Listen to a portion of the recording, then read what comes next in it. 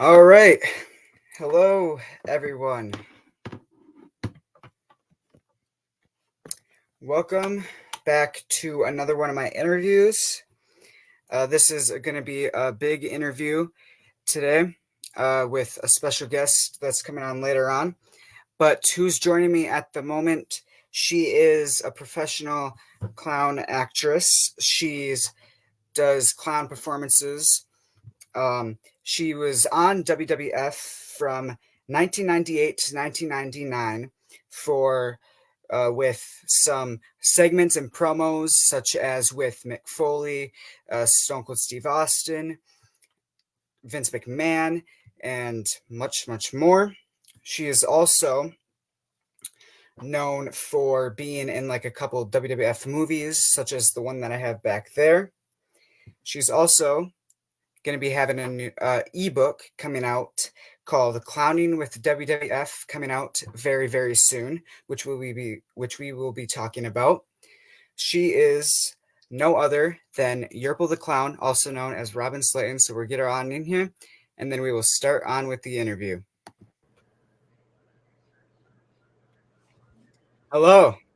Hello there. How are you? I'm great. How are you? Hey, we just over here clowning around having a great time. Yeah. So So glad you to can be hear here. me? I can hear you fine, and it is so glad to be here. Yeah, I can't thank you enough for taking your time out to do this interview with me. It's a pleasure to have you on here. Yes, it's a pleasure to be here. I have to be real. This has not been the first time I've been asked to do an interview, but this is the first time I said yes to an interview. That's awesome. All right. So I'll start off by asking you my first question. Sure, we're ready. All right. So when you were growing up, were you a wrestling fan and did you watch wrestling? If so, did you have any favorites growing up and what got you into the wrestling? Well, really the only thing that got me in there was that phone call that was the right call. Because honestly, I knew nothing about wrestling. Now, I had an older brother. So growing up, he paid a little bit of attention, like Hulk Hogan, back in the day. But other than that, I was never one to watch wrestling or really pay any attention. Yeah. So your brother was more on the side of the wrestling stuff.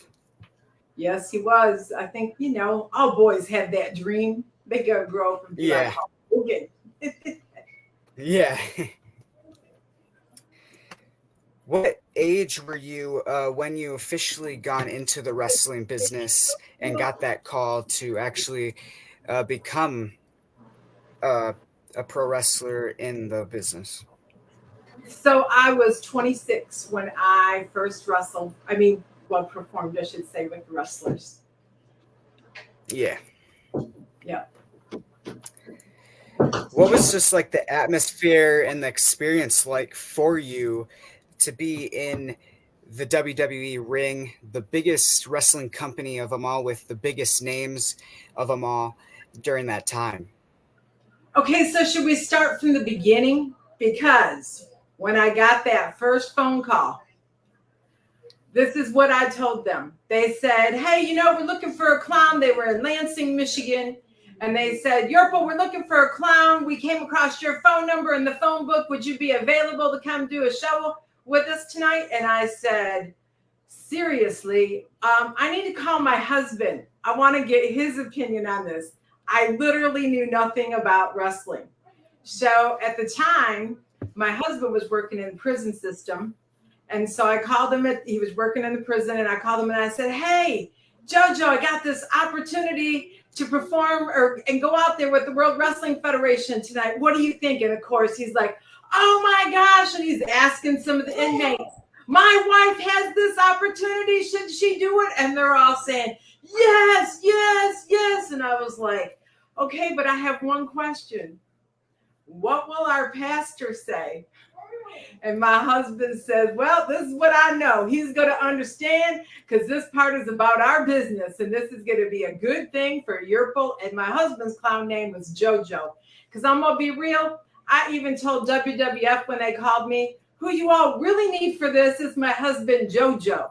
So, because he's just this natural, I have to kind of work at being Yurple the Clown.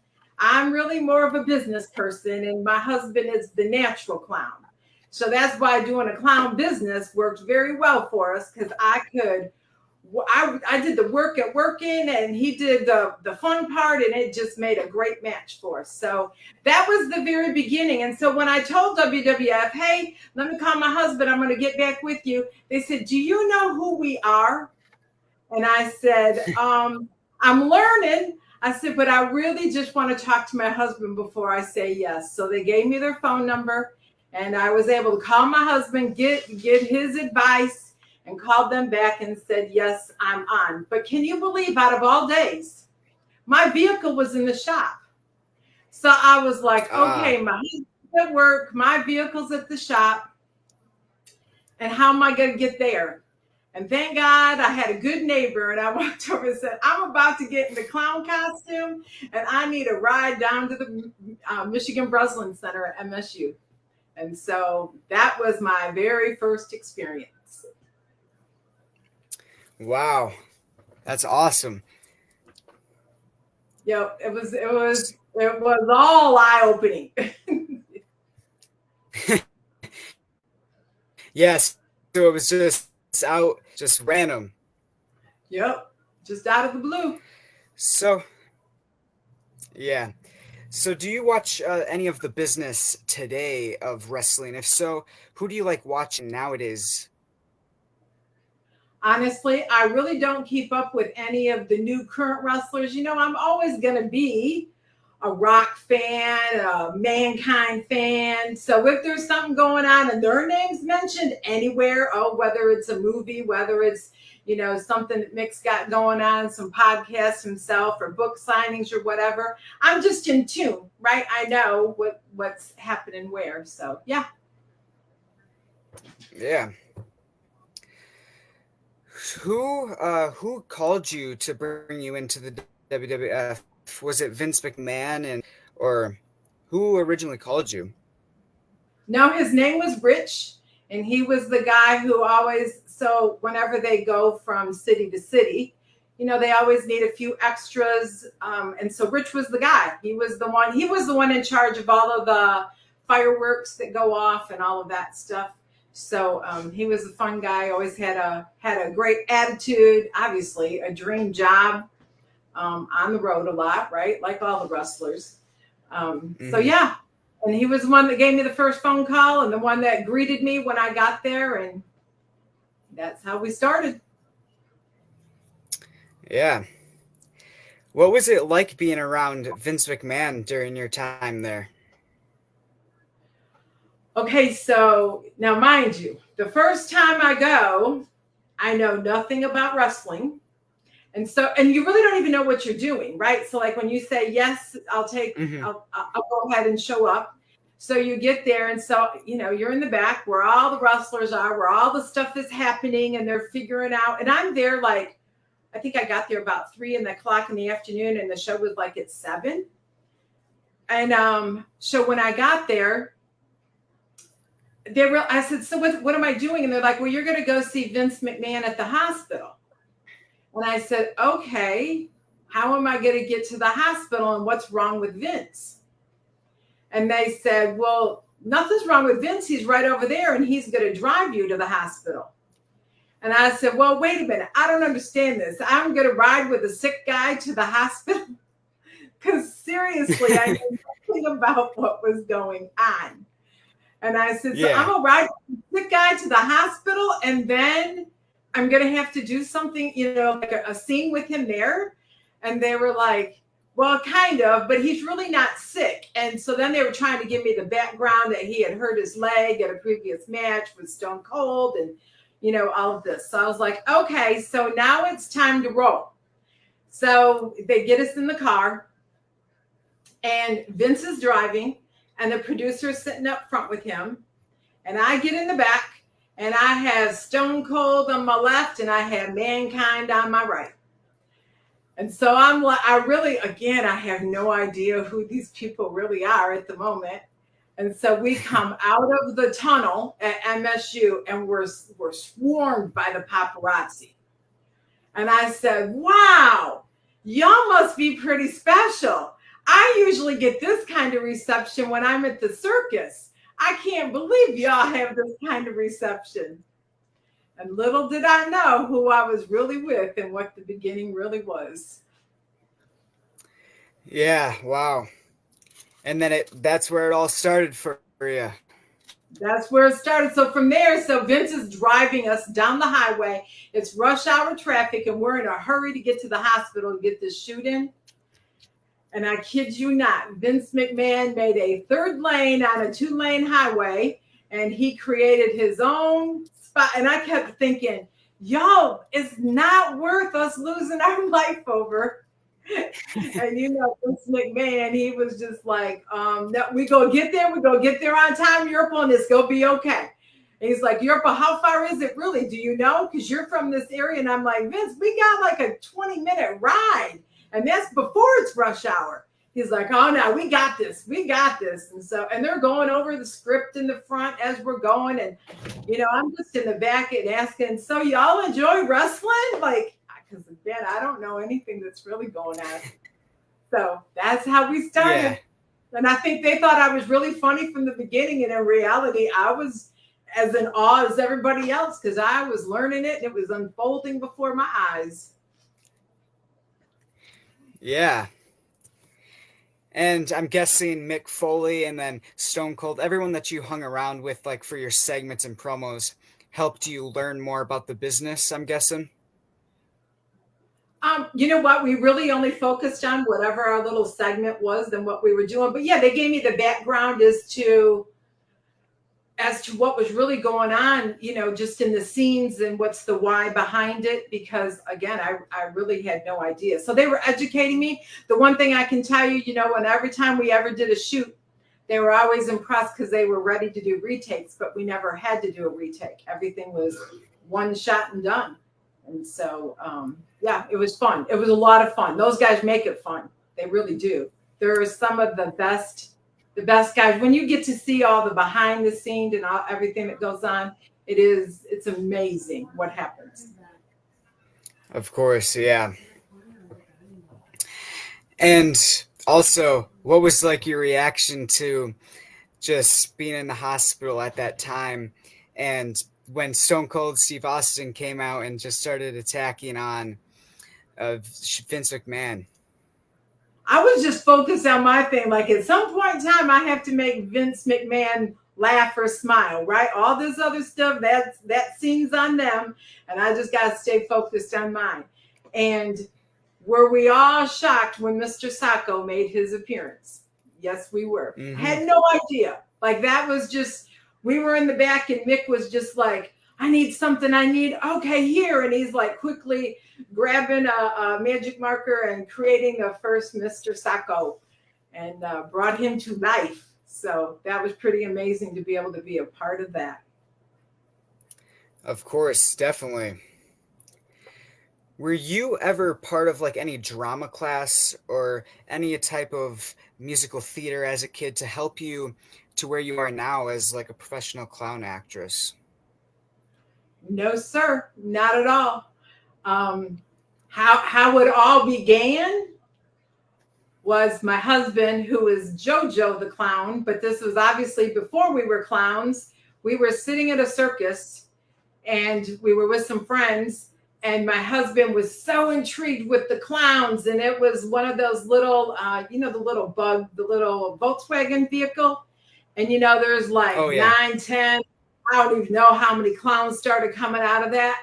And my husband was like, I want to do that one day. And I was like, are you serious? Now, remember, I told you he is the one that's the clown at heart and I'm the business person. So it made sense that would be his dream.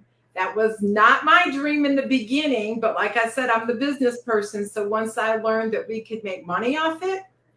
And so yeah, it worked well because I have to work at playing and he has to work at working, and it was the right fit. And we actually became very prominent clowns in Michigan.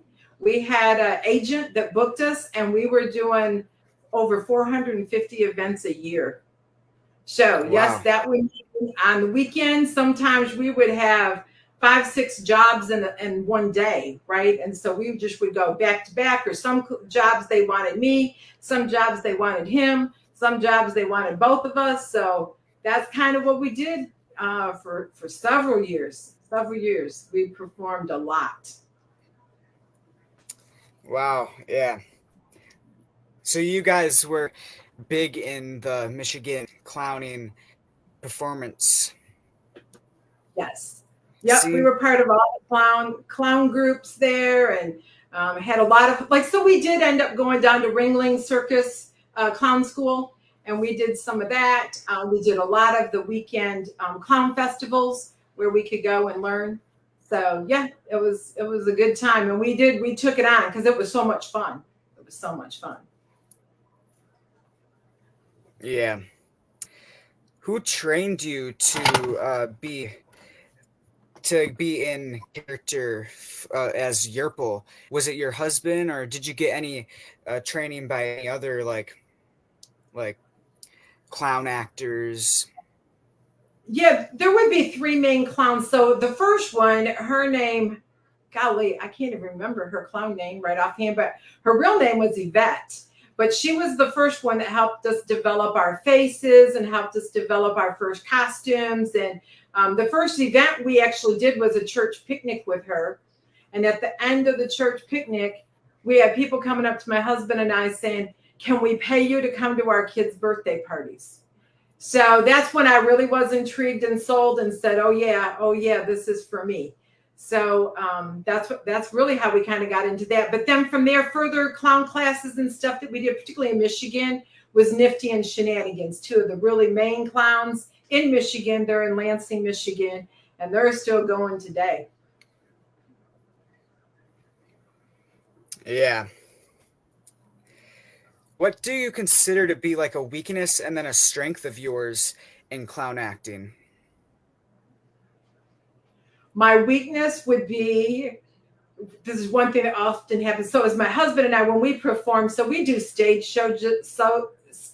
shows and we do magic shows. So we do skits together and stuff like that. So me being the perfectionist, I want every line to be exactly as we rehearsed it.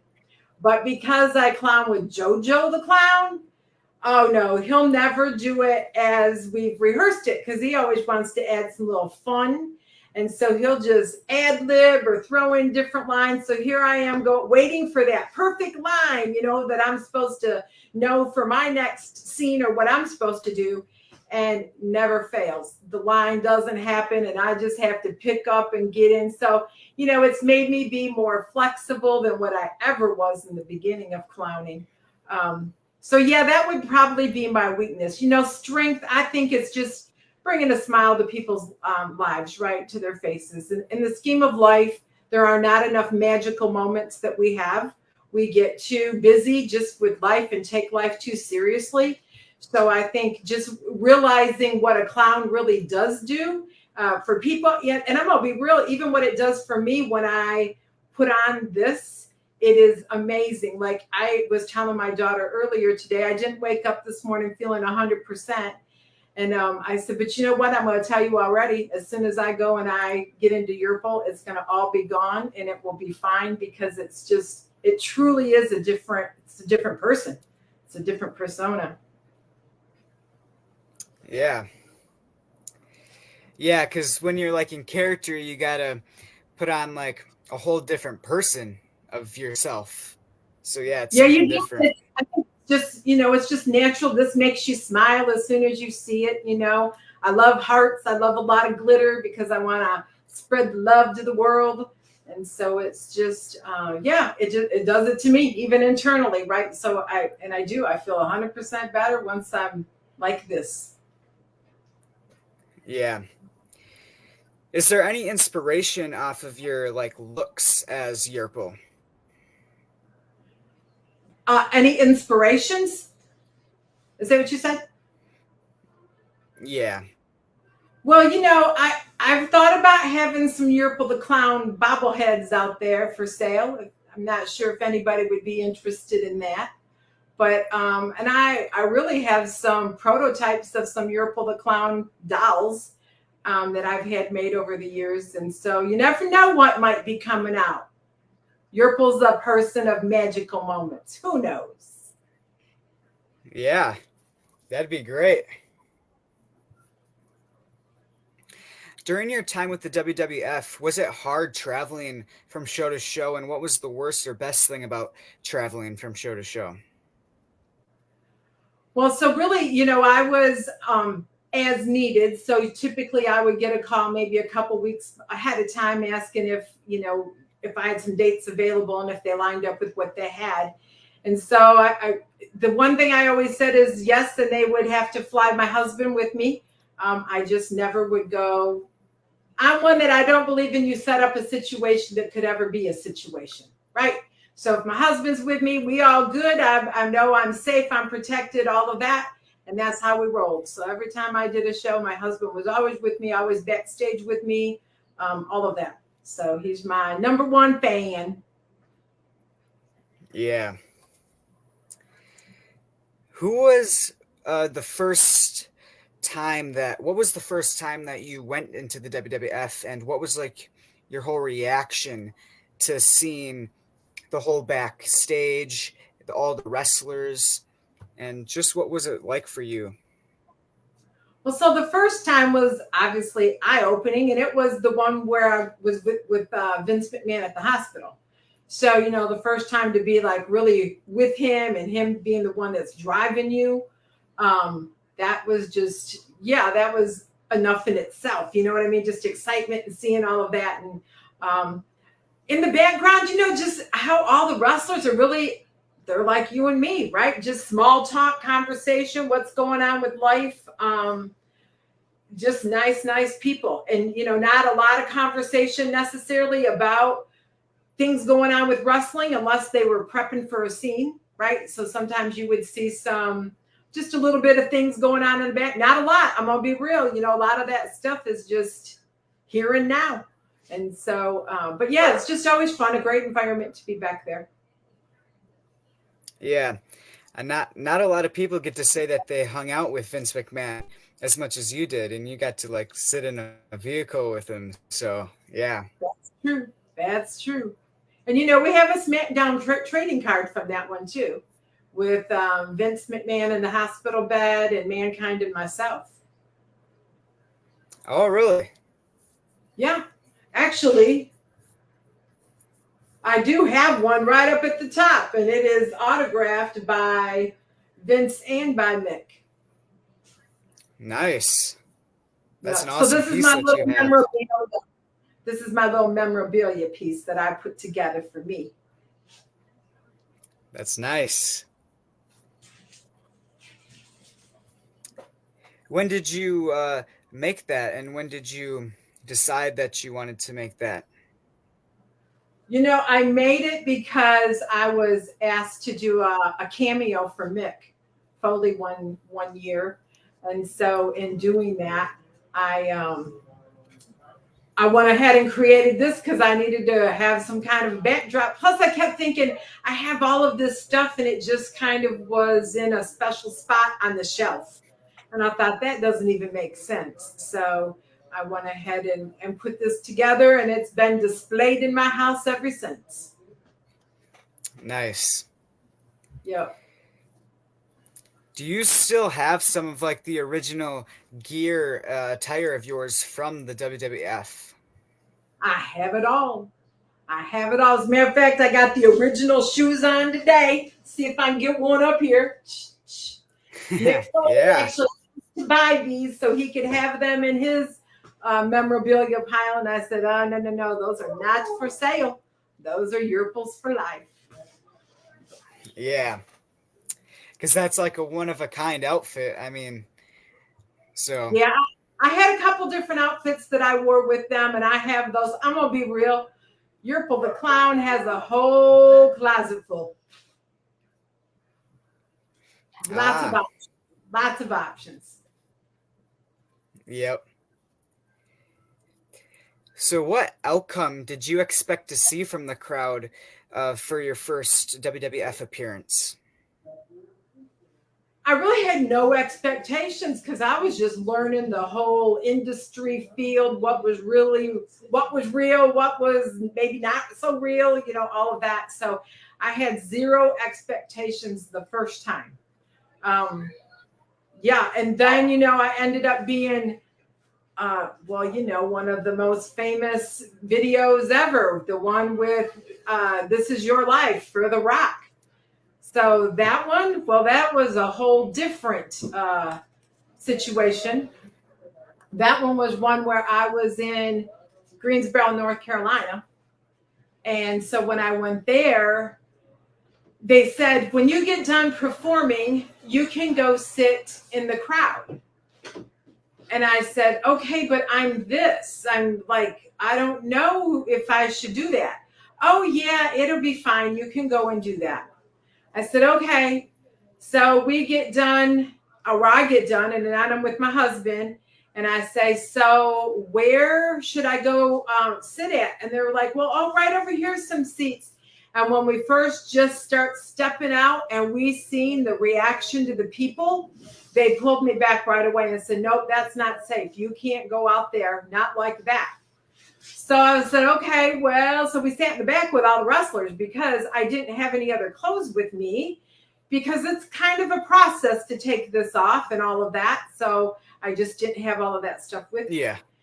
So then at the very end of the show, when they had my limo out back to pick us up, to take us back to the hotel, security opened up and said, okay, y'all can walk back there to the car. And we started walking.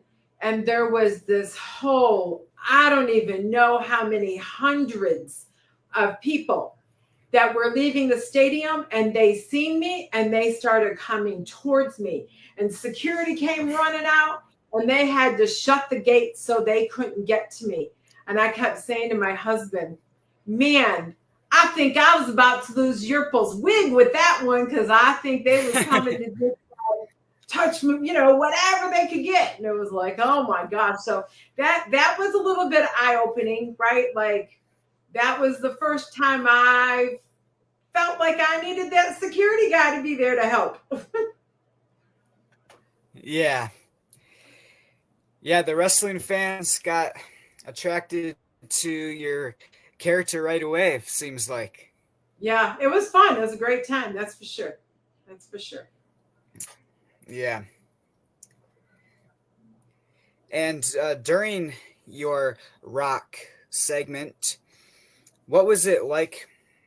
So how did you start out being under the black cloth that you're under? And when did you know that it was your cue to unravel yourself and show yourself to the crowd? So I believe the question was, did you ask how did I get out there under the black cloth? Correct. So I was guided. I had the black cloth over me, right? And it was long enough so you couldn't see my Yurple's clown shoes because we couldn't give me away. And I was guided out there and positioned and planted. And so I had to wait. And there was supposed to be a cue in the music. And that was when I was supposed to unveil the big black cloth that I was under. And it got a little anxious. And there was only a couple people that would have been right in front of me in the crowd that I was about to lift up the black cloth. And whoever was with me, kind of like as making sure that I was, safe, good, whatever, pulled it back down and said, no, not yet. It's not time.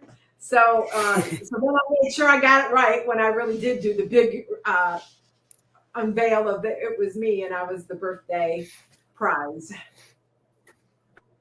Yeah. What would have been cool is if they had you like in a present and like you just popped out of the present in the ring. That would have been cool too. Yeah, that would have been. My whole thing about the ring was always, I hope my clown shoes fit through the ropes and I don't trip. That was always my biggest concern. Yeah.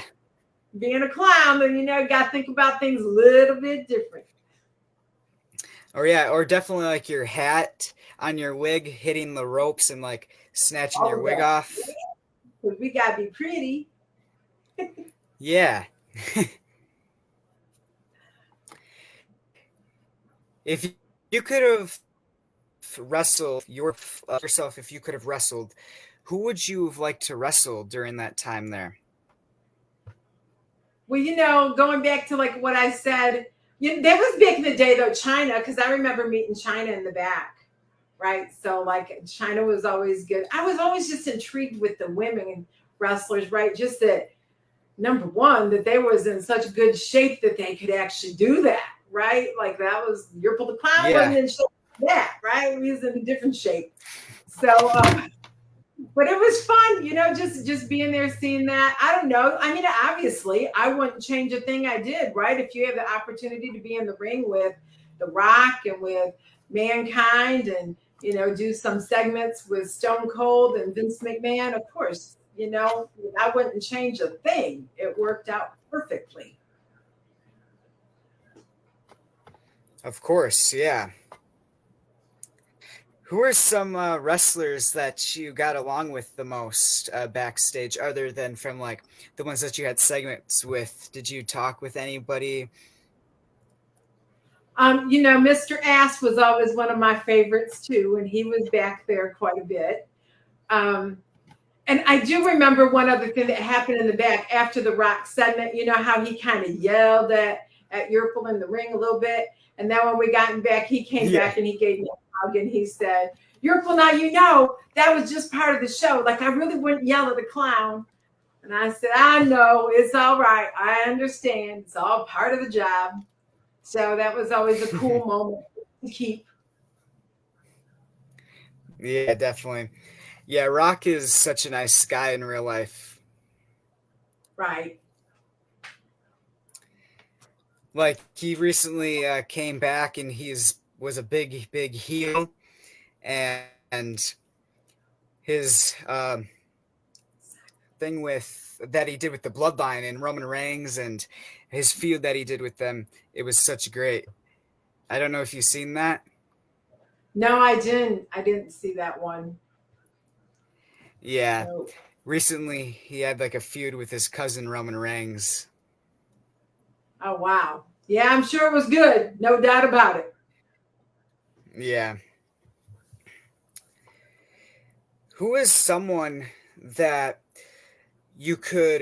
that you remember from your time in the WWF that you would never forget and that you still keep in contact to this day? Maybe do you still keep in contact with anybody other than Mick? Nope, Mick's my one. Him and I still stay in contact to this day. We text often. We have a few things in common. We're both Clauses, right? He performs as the Santa Claus, and that's another persona of mine and my husband's, is we are Mr. and Mrs. Santa Claus as well. So we're often sharing pictures and stories from that. Honestly, Mick and I were scheduled to get back together back when COVID hit. We had an event planned together in March of 2020, about a week after COVID shut everything down. So we never did get to do that like we had always wanted to, but still in contact to this day. WWF or WWE as it is today, they've contacted me a few times and we've talked about different things. It's just nothing's ever came about, all the way from they wanted me to be part of a billboard that they were going to put up in New York. And so they were asking to fly me up there to do some pictures and stuff like that. But that never transpired. That was right around that whole COVID time as well. Well, yeah, things just happen, but you never know. You never know. Like I said, there's some things that we often talk about, and we'll see if it ever gets to transpire. Would love it if it did, just because it would be a good time. It definitely would. And if WWE asked you and Mick to return to the WWE now, as like something that I would honestly like to see is for like a Christmas Day, like 1 day show, is you as Mrs. Claus and him as Santa Claus, and you two come out and like do like some type of segment. That would be really cool. I agree. I would jump at that. That would be awesome. That would be awesome. I would love it. Yeah. What do you think your guys' segment could be about that during that? Well, we would probably start asking some people who's been good little girls and boys that year, right? To see who's Yeah. on Santa's good list and who's on the naughty list, to know who gets the list of coal and who actually gets the grand prizes. Yep. Yeah. It would be priceless. So we can find out if some of the top dogs are on the naughty list or the nice list, you know? Yeah, that would be great. Exactly. And then start like tossing out presents to the fans out in the crowd. Oh, yeah, that'd probably be the best gift they got all year. Mm-hmm. For real. If you could make a Survivor Series match, including you with 4 wrestlers of any time, who would you choose as your partners? Well, I'm always going to be partial to my guys, right? My guys would be Stone Cold, The Rock, and Mankind. So the three of them in Yurple, and we got a winning crew. We don't even need to have a real match. Yeah, definitely. Just stand out in the ring. You guys would be a win. There we go. There we go. We'd definitely be creating history. Yes. So I know Mick was really known for like the street fights and death matches. What was he like towards when you were there with him? You know, with, Mick like, always the death just matches. yeah, he just always took me under his wing for real. Any questions I had, he was just there. He's like a big brother. That's how I really categorize him. Even though I really think we're close to the same age, I believe. I believe we are. Oh yeah. So he was nice enough to put me in his book. Have a nice day. He talks about Yurple the Clown in there. So yeah, Mick's my man. He's a good guy. Yeah, definitely. Somebody just said in the comments you should be a manager. I didn't hear that last question. Somebody said in the comments that you should be a manager. Well, you know, I kind of am a manager. I manage childcare. So that's what I've been doing since I left. Well, really, since WWE days. As a matter of fact, here's the real thing. The very first time I was called, I had actually just started my home childcare center. And so I have been wrestling the childcare industry for the last 26 years, if you want to know the truth. So that was the other thing. When I got the phone call, I had to cover my childcare at home before I could actually get a ride to go to the wrestling center. So yeah, it was interesting. It was all interesting. But that's what I've been doing is childcare. I have ran 5 childcare centers, and now I have 1, and kind of transitioning some of that. So that's why I also kind of have more time on my hands, and would definitely welcome some more Yurple the Clown with WWF or some of those characters, or just recreating some stuff if we ever could. So, yep. Yeah, of course. Well, I think the big guest is here. Oh, glad to hear. So I'm going to introduce him. He is 2013 WWE Hall of Famer. Is currently signed to WWE under a Legends contract. He is known as the Hardcore Legend and the Unpredictable. He is, if it wasn't for him, hardcore wrestling wouldn't be what it was to this day. He's gone under 5 different known wrestling personas. He was the one to basically create and bring the 24/7 championship to life. He's a 3-time WWF champion, 3-time WWF Tag Team Champion, 2-time ECW Tag Team Champion, 1-time WCW Tag Team Champion, and 1-time TNA World Heavyweight Champion. Also, 1-time and first Hardcore Champion.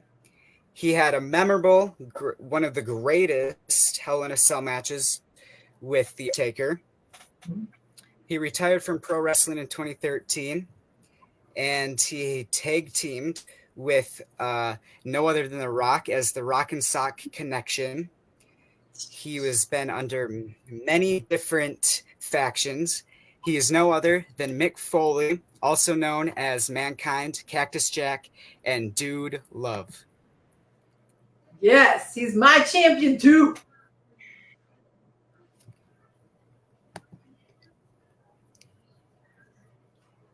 Well, hello there, friend.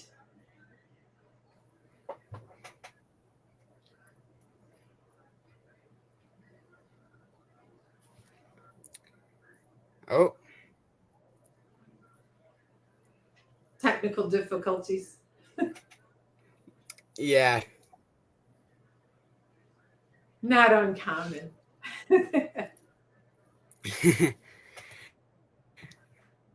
Something happened on his end, guys. 1 second. Do you want to text him and ask him if he's able to jump back on?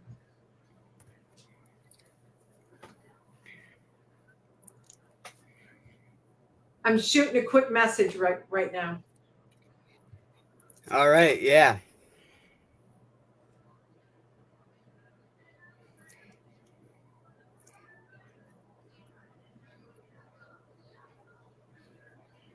He was there and gone. I don't know.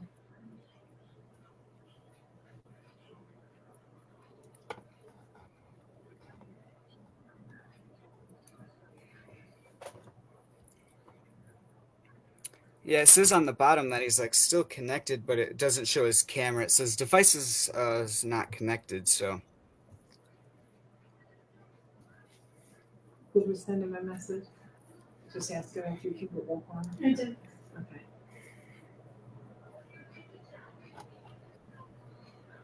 Yeah, we're waiting to hear back from him as well. All right.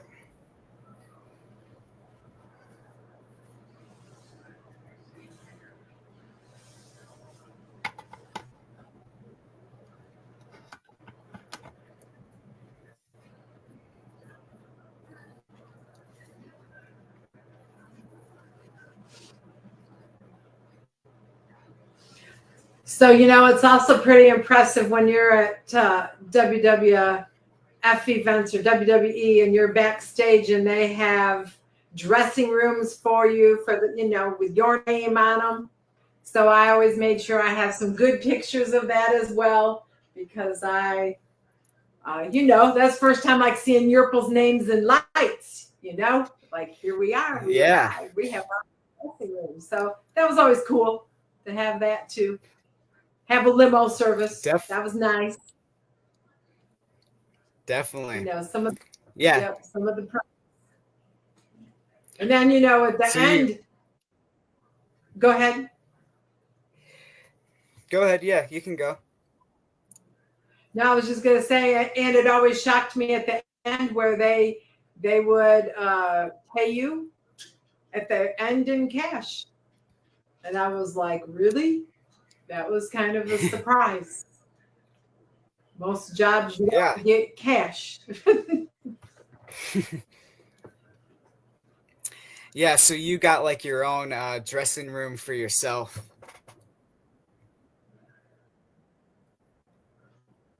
Yep, sure did. Go back there and nice. Turn into this. Yep. Well, as we wait for him to get back on, I'll ask you a couple more questions. Sure, would love it. Oh, wait, he's back on. Yay! There's my friend. Hello? Oh, you're muted. Okay.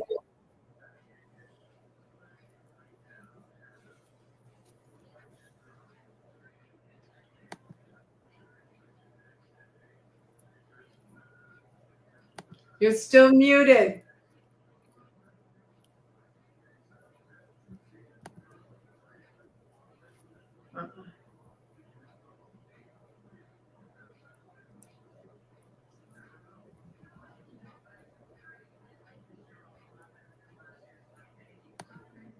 We can't hear you.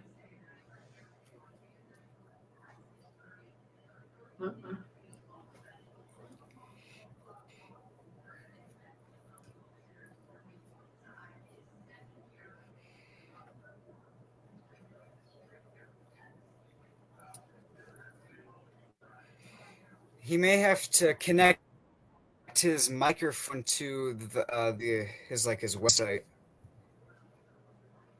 Connect his microphone to what? To like his website and like allow his microphone. Are you texting him that? I have somebody shooting him a message about that. All right. We'll see if we can get it. Hopefully. Yeah. So, is there like any piece of merch that you have had or have that is sold out? Pretty merch that you've had? No, I haven't. Yurple hasn't had any merchandise yet. That's one of the things that I definitely have talked about getting, and like I said, have some prototypes, but haven't did it yet.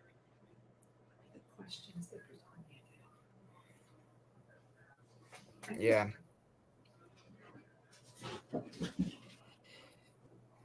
Are you looking to maybe get like some shirts maybe done? You know, so my first child care center was named Yurple and JoJo's Child Care Center. And so we had t-shirts made with our Yurple and JoJo faces on that, but we never did any, not really for clowns, right? Not just for the clown business. So no, we haven't yet, but we might in the future. I'm actually looking for a piece of paper that I'm not finding. I thought it was in here. Anyway, it just had a couple notes on it. I wanted to. I'll make you turn the lights out back here. Well, hello, friend. Am I finally? Here he is. We can hear you. Yay! I'm so sorry. It's so First of all, I can't remember the last time I woke up and it was 6 p.m. I definitely needed a good night's sleep. I definitely got to bed at 5 a.m., but I would not have predicted 13 hours of sleep. So that's on me. And also, I guess the lack of technology is on me. But we're here now, and we're going to make the best of it. It's good to see you. This is Yurple. This is how many years now you and I have been in touch, which I think is a wonderful thing. And I don't think wrestling fans know that. And the few fans I tell that to, like when your name comes up in a Q&A, and I'll be like, by the way, we've been in touch for a long time. You get that like cumulative, like people like that. But most people do not know that you and I have been in touch, like, sporadically, but regularly still over the course of the years. But the last time I saw you had to have been the last time we worked together in WWE, right? I believe so. I know there were a couple times.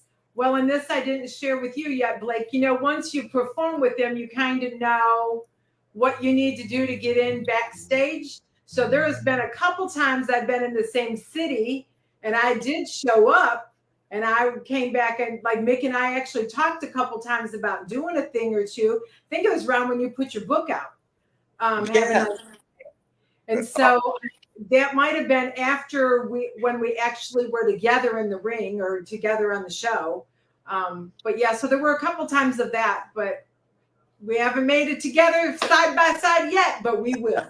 So we The will. two, I'll tell you the two things that we've talked about.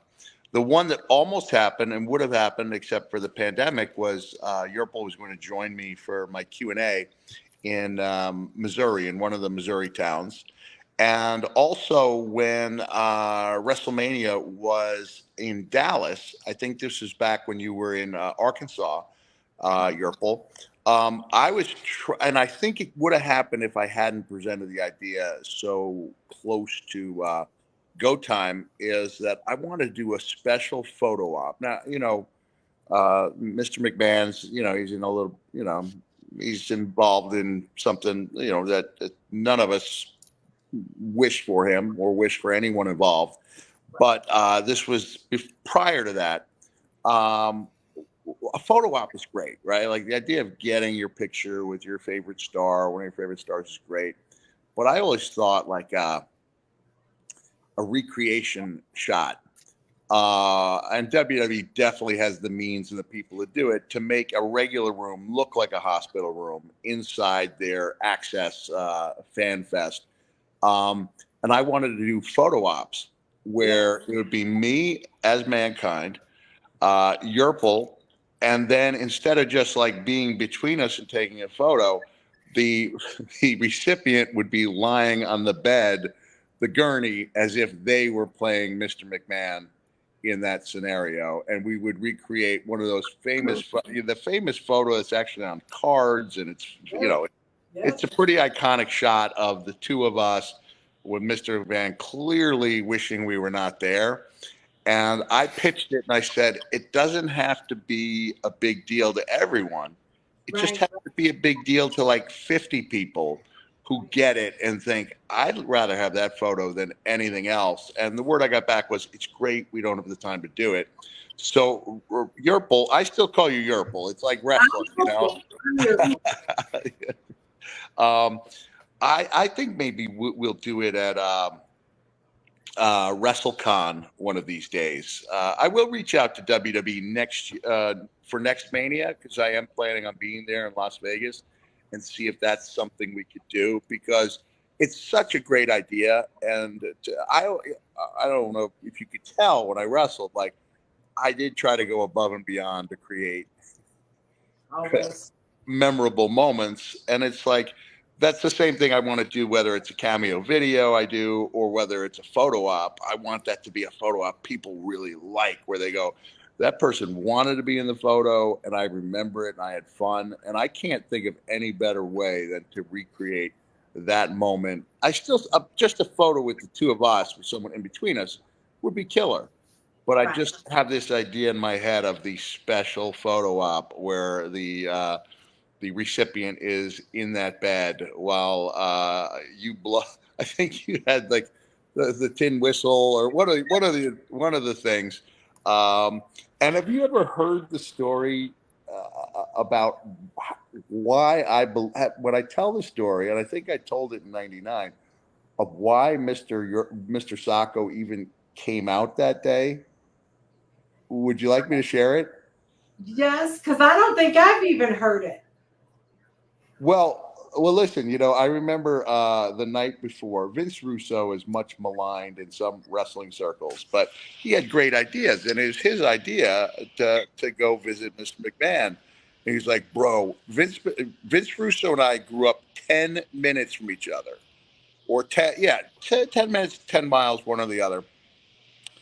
I sound like I sound. Vince Russo sounds like he just stepped off a train from Brooklyn.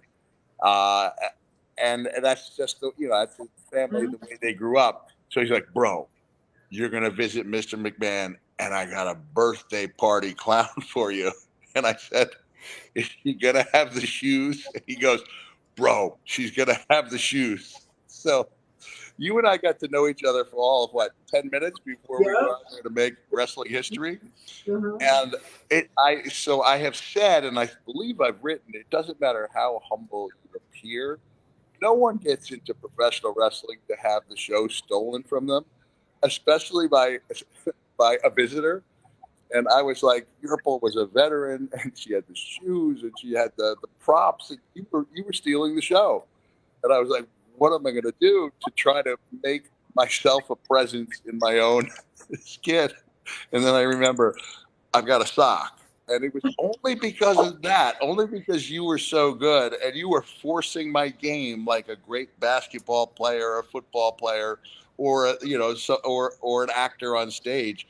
I've got to up my game, and the next thing I know, I'm slithering on my belly like I was John Wayne in the sands of Iwo Jima, underneath the hospital gurney, coming up with the sock puppet. And it is my honest belief that if you had been not doing such a great job and basically stealing the show from me, that I would not have gone to Mr. Sacco, because Mr. Sacco was just a random suggestion by Al Snow before I left. I said, Al, I feel like I need one more bad gift. He goes, what do you mean? I said, well, I have a birthday party clown. I have a surgical glove drawn up to look like a rooster, and I have a box of largely eaten chocolates. I need one more bad gift. And Al said, what about a sock puppet? And I kind of looked at him quizzically, and he said, everyone hates a sock puppet. And I just hastily drew one. I went into my bag, I drew one, a magic marker, and I really didn't give it a second thought until Yurple was stealing the show right out away from me. That is so funny. I had not ever heard all of that. Now, I did know Mr. Psycho came out fast, and I knew it wasn't like it was really pre-planned, at the time. But that's amazing. I love it. Well, I think you can attest, Yurple, that in those days we really didn't do much scripting. Right. We were given a mission, like just go in. The idea was we had to upset him to the point we came in with our good intentions. The good intentions would backfire, leading us to be thrown out, paving the way for Steve Austin to come visit him later in the show. Because if Vince had been nice to us, we would have been there preventing the attack that Steve perpetrated on Vince. And so I think wrestling fans would find it interesting that even in Yurple's case, she's coming in, it's her first time with WWE. It's like, what do? We just have to frustrate him to the point where we get thrown out. I mean, I hope you know when I say you were stealing the show, like I'm grateful for that. I think I'm looking away from the camera, but No, you're not. You're looking at okay. it. Yeah. But I didn't expect you to be. I didn't expect anyone in that position to be that good, and you just really took it over. And you had the IYQ sticker, and then he looks at you, IYQ, and you IYQ too, Vinny. And I'm thinking to myself while you're doing this is gold, but I've got nothing. I've got nothing. I've got the box of half-eaten chocolates, and then it wasn't until I had the sock that I was able to say, I'm Mr. I didn't work on my ventriloquist act. And in retrospect, if it had been a good ventriloquist act, it wouldn't have been good. It had to be rotten. And I said, I'm Mr. Sacco, I'm going to kiss the boo-boo. And then you've got this larger than life billionaire going, no, don't kiss the boo-boo. And when I did, I leaned too heavily. I think I fell on him. I landed on his foot, and he kicked us out. Get out of here. And he threw the box of chocolates. And you know what's? You guys keep talking or interject. Otherwise, I'm just going to keep rambling because all these thoughts are coming into my head now. Your rambling's good. I love it. I love it. Well, the next Stories day, are great. Right? Steve Austin was the biggest star in WWE, right? And Steve and I went back. At that point, we went back 10 years since we'd met, 8 years since we'd been friends, and we were good friends. But when you get up to the top of WWE, you're also competition, And I remember one time he had complimented me on a match I had with a wrestler named Psycho Sid. And I was like, really? Like, I really, I didn't think it was that good. And he was like, yeah, that was some of the best stuff you've ever done. And then when I said, well, thank you, he goes, damn, that was rotten. That was absolutely rotten. I've never seen you have such a bad match. So when he came to me the next day and he goes, kid, man, that was some good stuff you did with that clown. And I was ready. I didn't want to feed into it. And I was like, really? And he said, because you know, with no intention of uh, uh, emotional injury here, I thought it was good, uh, but I thought it was something people would enjoy one time and it would be over.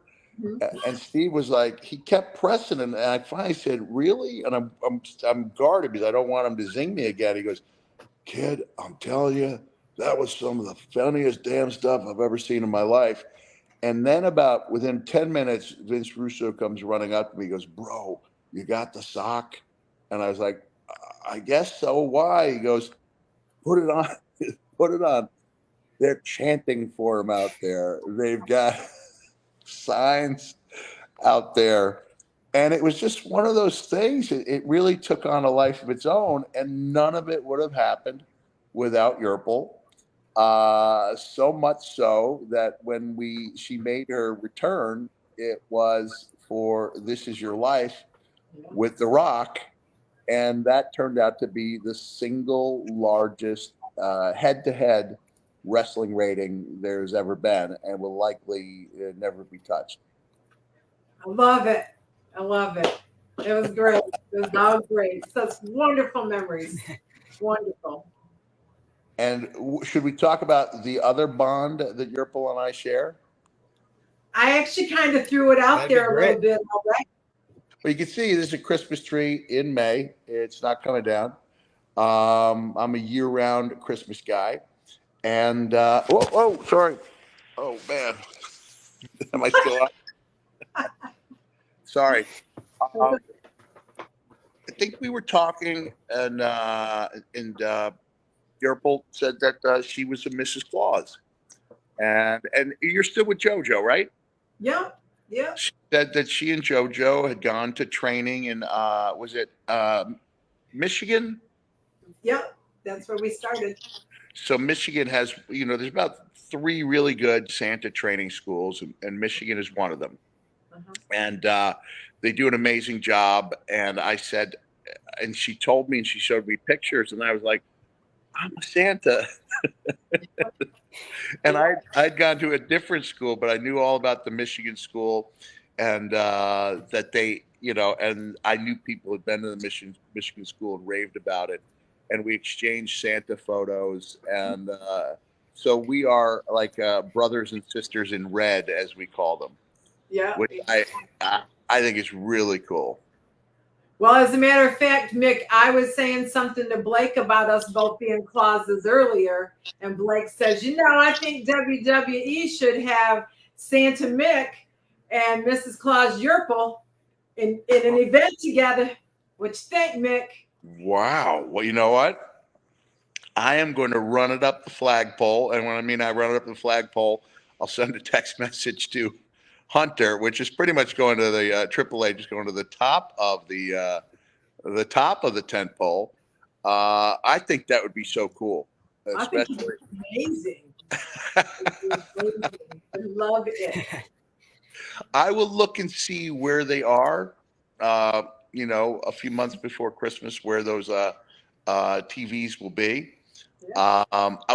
What I did is I took a step back from WWE as far as being Santa, because and Yurple, I think you can relate to this. No, you are Blake. That's Blake. Correct. Blake, and I'm sorry, I'm making this conversation one-sided, so I'll definitely try to include you. So, Blake, what I was thinking is, I did take a step back. My first year I did Santa with WWE. It was really good. I came out for tribute to the troops, and then a week later I was on Raw, and I was very hesitant when I heard they wanted to run Santa over with a car. on Christmas Eve. And I'm sure there were some youngsters across the globe who went to bed with tears in their eyes. But Santa made a comeback, right? He came back, and and it was a fun episode.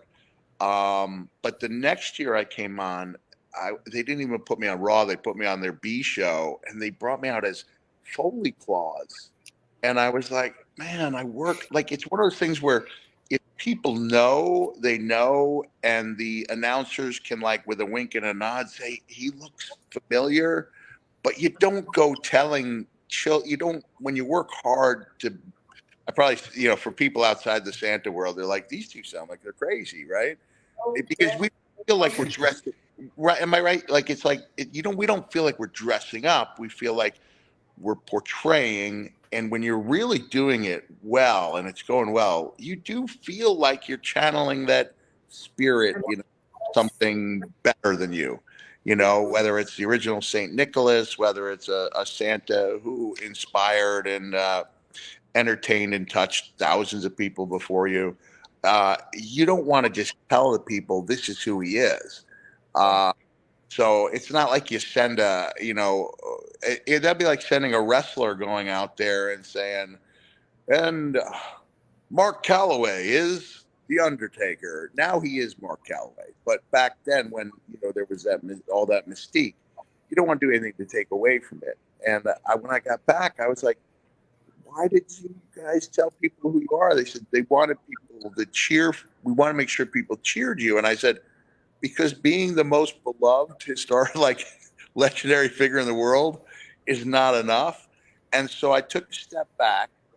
I realized that making that connection was more about putting a smile on one child's face at a time. I was asked the next couple of years if I wanted to do it, and I said, no, I'm fine. And there was this momentary, just this little tiny moment when I saw Hogan Claus, that Hulk Hogan doing it. And I realized that I could have been that guy that year, but instead I was in a foster home in front of 8 children. And I realized in my heart, I knew that was the right place to be. And so I've been really good with just doing my own thing. But it's also been now, this will be 11 years. I think a little cameo from Santa and the Missus might be, and this is one of those things that wrestling fans will love if they don't say. I mean, the fun of it is if big diehard fans find out after the fact that was Yurple. If they say, by the way, this is, as we go out and they go, by the way, this is Mick Foley and that's Yurple, then it takes the fun away. So I will reach out and see if there's something we can do, even if it's something we can do a vignette that's not in front of the crowd. I think that would be a lot of fun. But this is my caveat, as long as it doesn't take me away from my family, like for a 2-day road trip, because Yurple, maybe you and I can get together somewhere and they can film it and make it part of the show, and it would still have that feeling that here are these two people who were part of the biggest. The only thing missing would be Dwayne Johnson, but we would know that we were part of the biggest rating in WWE. I agree with all of it, and I love it. I'm going to be real. Out of all the things I do, being Mrs. Claus is the absolute best. That's what creating those magical moments, right? Yeah. That's what life is about, and that's what Santa and Mrs. Claus get to do. And it's just beautiful. It's wonderful. So yeah. I'm with you, Mick. I would do it in a heartbeat anywhere, anytime. But I'm with you. It can't take away from my family. I don't know if you can even see over here. You see all the Christmas stuff that's still up? I love it. I love it. The one photo that's the great. Family finally talked my wife into being my Mrs. Claus. And she did our videos. We do videos for my wrestling colleagues who have children at that magic age, relatives, and things like that. And what's funny? You talk about people pushing the game like you did that day in the hospital. And well, prior to 2000, my videos me doing in front of an iPad, one camera shot. 2020 did better because I had COVID, except those people have, people at the hotel, like, unable to. But so, Mick, you're breaking up a little bit. am I? Can you hear me now? Yeah, I can hear you better. I may have been holding the Oh yeah. microphone. Yeah. So The Rock, ahead of the 22 in Freda, ahead of 21, we did a good video too. But 22, I got a voice message where he left a 7.5 minute message, including things he hoped that Santa could touch on specifically during the video. And I thought, I need to up my game. And that's when I brought in my friend Casey, my social media guy, is great with video and editing and music. And we made it snow indoors. And we had my wife as Mrs. Claus. And I had props. And it was really, really something special. And then last year, my son Mickey and I went up to the mountains of New Hampshire, where the Santa's Village theme park allowed us to do our videos with the live reindeer. And now I'm fine. I have to think of a way to try to top that. But I love the idea that there are kids out there and that there are wrestlers who say that this is one of the is one of the things that their children look forward to all year. And it's largely, it still would be good if Rock hadn't forced my game to become better. But it's really something I take a lot of pride in, and I love it. So I'm with you, Yurple. If they can work out something where we get together a few weeks before Christmas, or if there is a venue that's something both of us can be at and still be home and do our things with our family, and I'm sure you've got other obligations too during that busy season, I think that would be a win for WWE. I think so too. I would absolutely love it. It'd be a win for Yurple, Mrs. Claus. Yeah. All right, Blake, anything else? Yeah. Could I ask you a couple questions? Go for it. All right. So I know you were planning to have a final death match in your career. Yeah. So what made you step down completely from doing that? You know what? When I went out there, the goal was to lose about 90 pounds, and I'm down. I am down about almost 40. So I'm happy about that. But what happened was I started training, and in the past, when I help other people train, I relearn and remember and regain confidence. And I was just showing a couple of I was showing simple stuff, but stuff that did use my head just a little bit. And when I walked out of that workout, I was dizzy and lightheaded. Then I thought, well, that's strange. Surely what I did could not have jogged my brain that much. But long story short, it was about 3 weeks before I kicked out from that. So I didn't go to a doctor because I am, I guess, in my own way, an expert in diagnosing my own concussions. But I thought that's a concussion. That's not a good sign, because if I got that type of injury doing so little, then the things that I was hoping to do to make a final match memorable would really, not worth it. Be risking my not just an injury, but like long-term injury. And there was one move I specifically wanted to do. I'd always wanted to drop an elbow off a TV truck. And in this case, we would have bust people from bust people who had come into town into an undisclosed location. It would be almost like Charlie and the Chocolate Factory, right? Like the golden ticket. So that it wouldn't be in front of a huge arena, in front of about 100 people in an undisclosed location. And by having the bus there, I was going to drop an elbow off a bus car. And I just really thought about how much better my quality of life has been since I had my hip replacement in particular, because the stuff I did, my character really, like, Other people need hip replacement.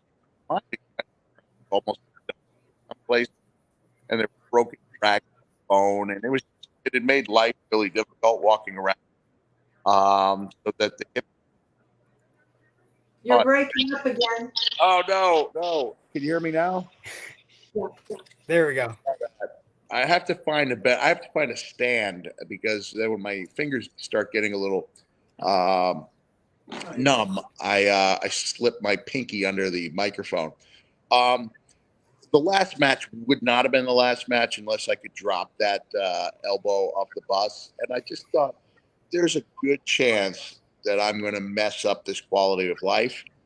And looking at the bigger picture, it's like, yeah, I wanted the inspiration to do something special, but maybe the inspiration just should be that I should be able to walk around better and lead a better life, and that maybe I don't need a death match to try to lose weight. I would have liked to have done it, but in the end, Father Time is undefeated, and I believe he and Mother Nature teamed up to kick my butt in a way that I had not perceived.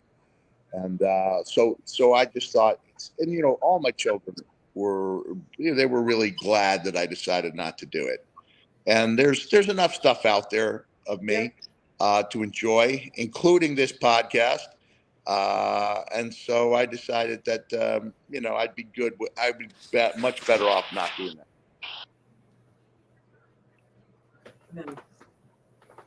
Now, Blake, I have to take off because it's late evening here again. You're breaking up again. You have to take off. Take off. Yep. Let's stay in touch. Thank you so much. Always. Allowing me to be part of you. I hope. It's been great. Thanks, Mick. Appreciate you. Beyond. Bye, Blake. Bye. Bye. Thank you for coming on here. It's a pleasure. Do you have any inspiration for me to become a wrestler, if you mind asking? Yeah. Is that what you want to do? Yeah. You have. You're breaking up again, Mick. Okay, Blake. I'll have to give you I'll have to give you some things off camera. Okay. Okay. All right. Bye-bye. Bye. Bye. Thank you.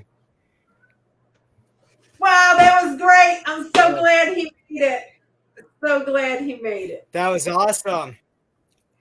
I agree. That was amazing. I agree. You two reunited. Yes, it's official. And yes, we are looking at some things together. So that's exciting. I'd be happy to hopefully it can happen, right? Hopefully it can all come to play. Yeah, that would be awesome.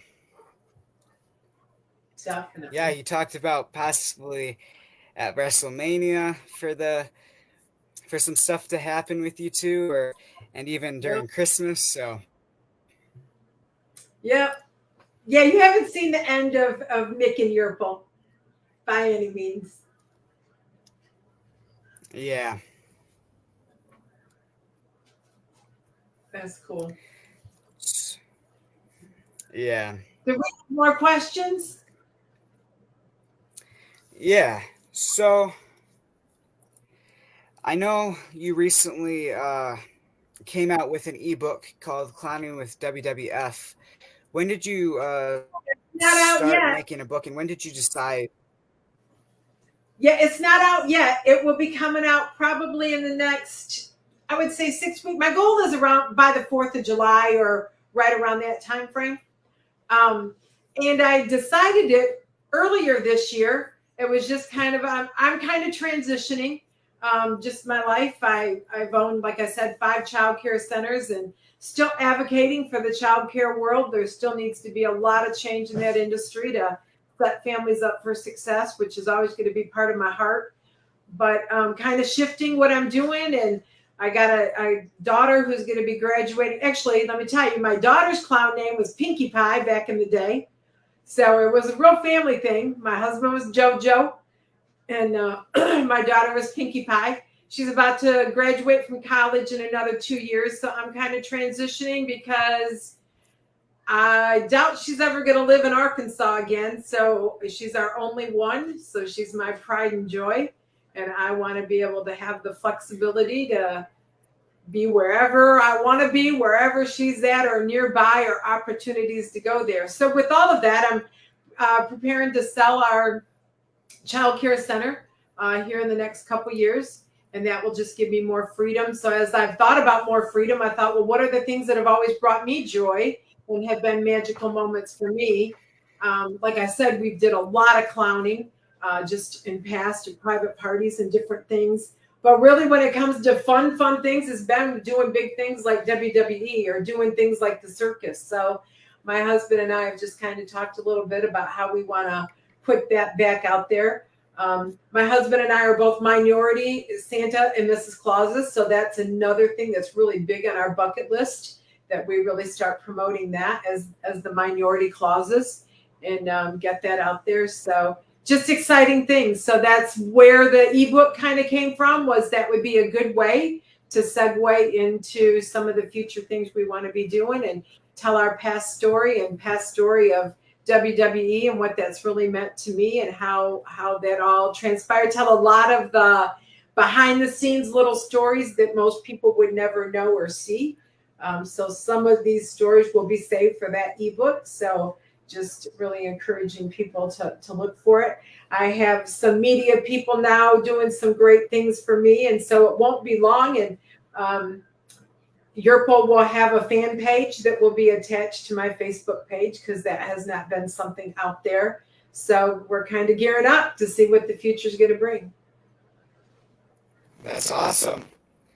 Yeah, because I don't think a lot of wrestling fans know where you've been for quite some time after your disappearance from the WWF. So yeah, that would be awesome. A low profile with the clowning, because really the other thing is once my daughter was born, so that happened in 2003. Clowning, when do you clown? You really clown on weekends. And with us finally being blessed with one, we didn't want to be doing tons of clowning because we wanted to spend time with her. So like I said, now she's going to be 21 this year. And so the tides have changed, and now we can get back to some of the things that we started building for us, my husband and I. And we just have kind of put them on the shelf, and now it's time to dust them off and bring them back out. Yeah.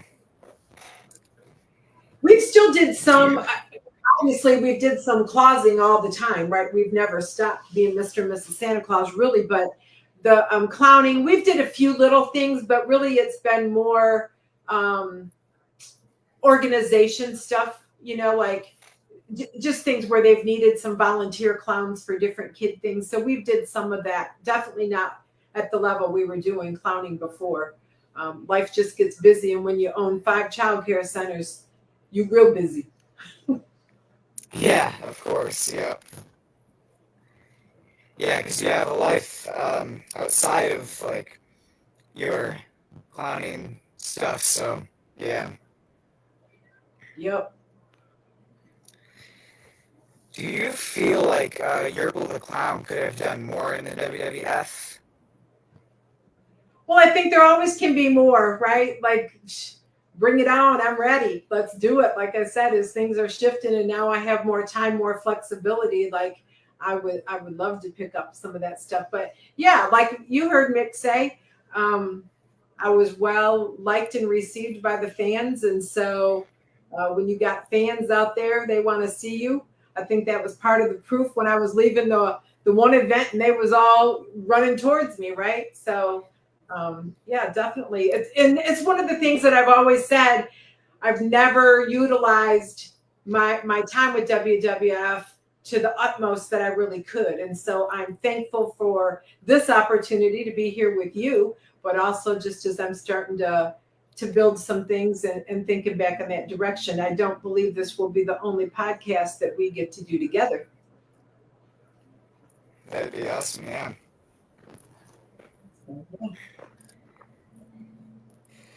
So if you could tell more on like This Is Your Life segment with The Rock, and whose idea was it to come up with that segment, and how did that all work out? If you could tell more about just that.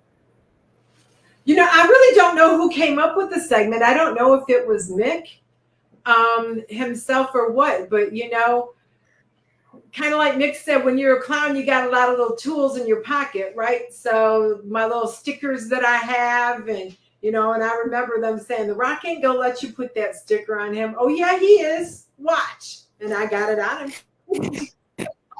It was, yes, he is. That's part of what Yurple does, right? So, and again, that's some stuff. There's not like real rehearsal for it. It's just you're out there and you take the moment and you run with it and see what you get. So, just all the guys are just so great to work with, and in the end, they really are just kind of like Mick said to you, "Hey, I can give you some advice off camera about, how to move your career along." And that's truly how they are. It's kind of like they're there for you. They're like big brothers, and back behind stage, it's all fun. It's all camaraderie. It's all just chit chat talking, like old friends. So, and even going back, with the guys that actually set up, like I said, the pyrotechnics and all of that stuff. Like, obviously they recognized Yurple every time I was there. They knew who I was, called me by name, and were just wonderful people always. So, a whole different world, a whole different world. Definitely.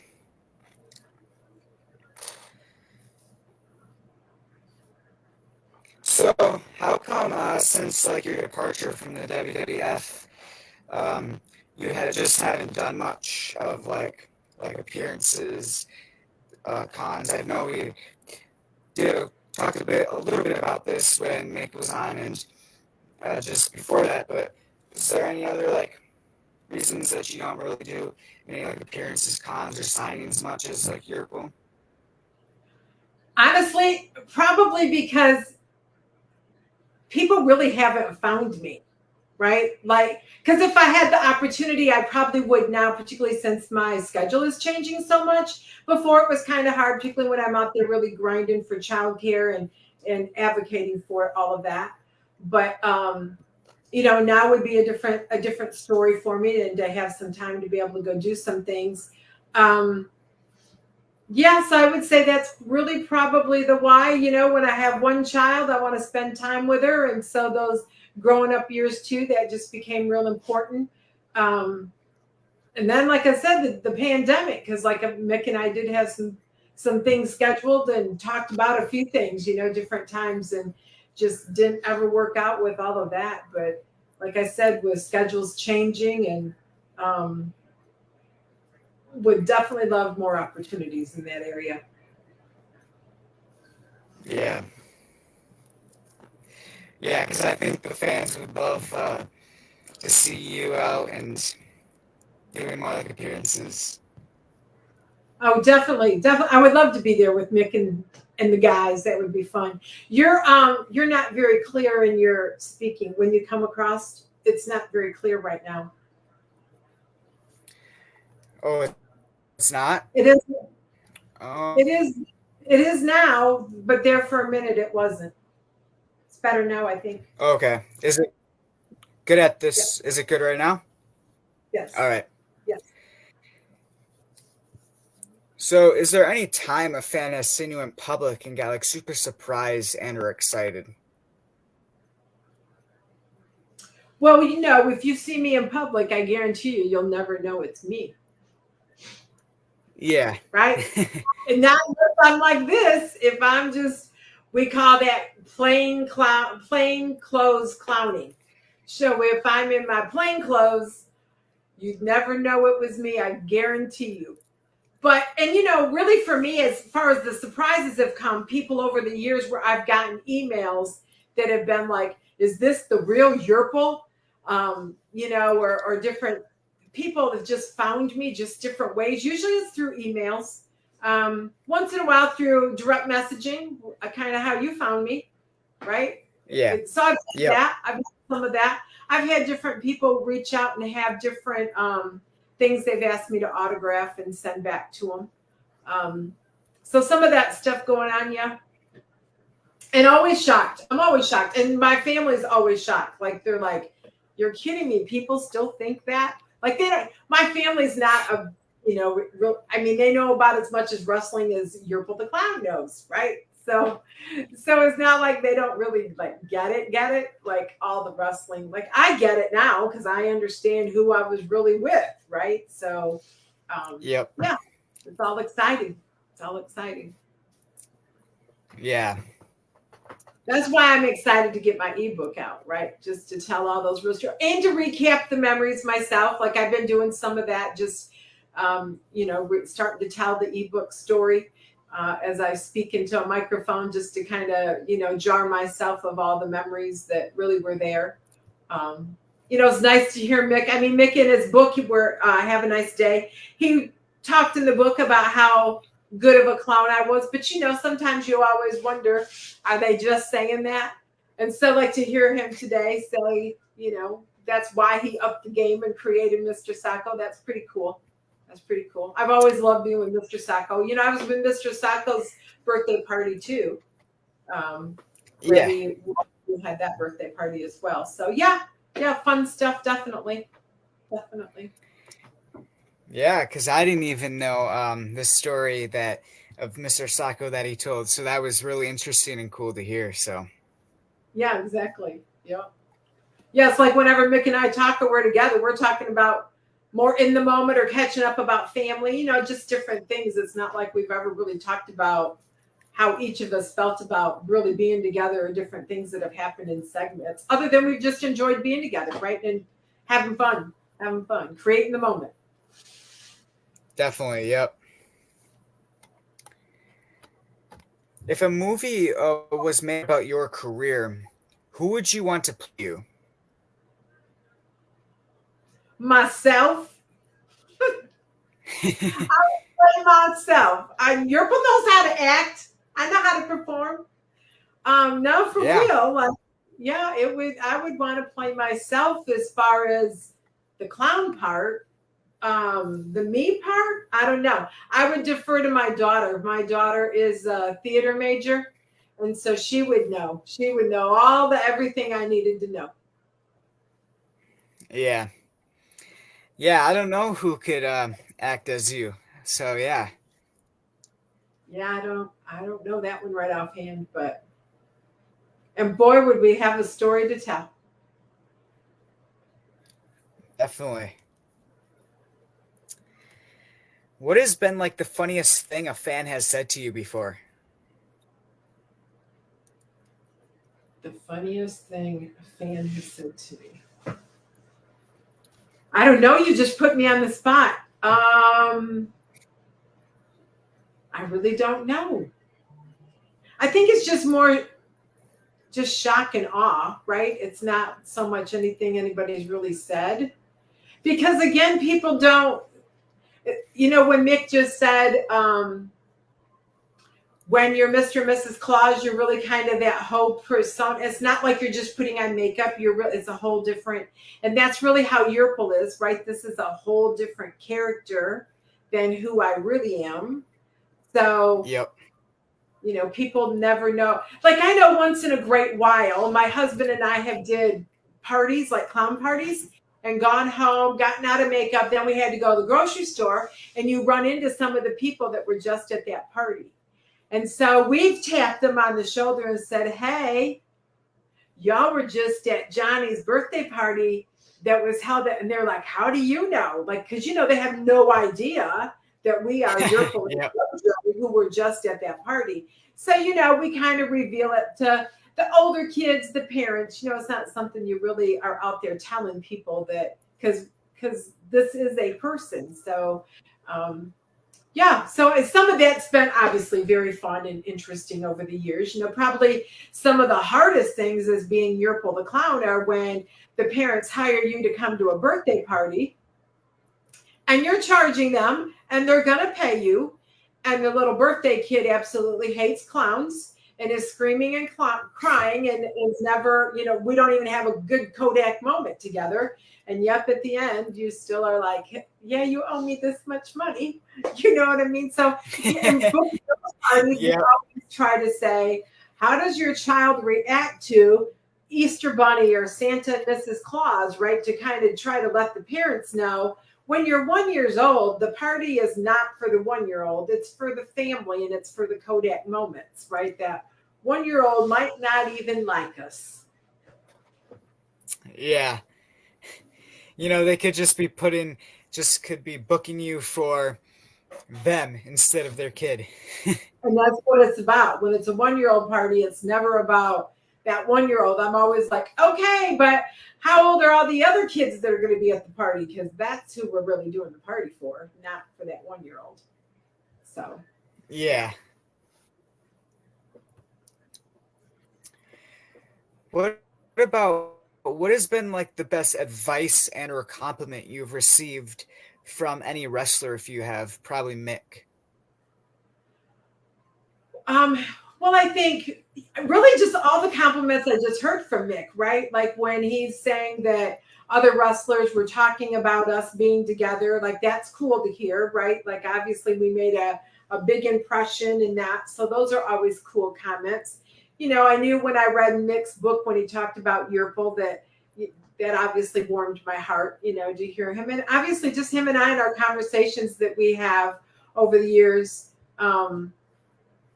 Has been a lot too. I enjoyed doing the cameo that I got to do for him that one of the fans had reached out to me. At one point in time, I had read something that somebody said that Mick was sick or not feeling well. And so I immediately just texted him like, dude, what's up? I want to know, are you really down and out or is this just fans? Sometimes they don't know the truth or whatever. So, checking in with him because if he ever needs real Yurple the Clown there to cheer him up because he ain't feeling well, we going to be there. We going to be there. Yeah. Kind of like you with Vince McMahon.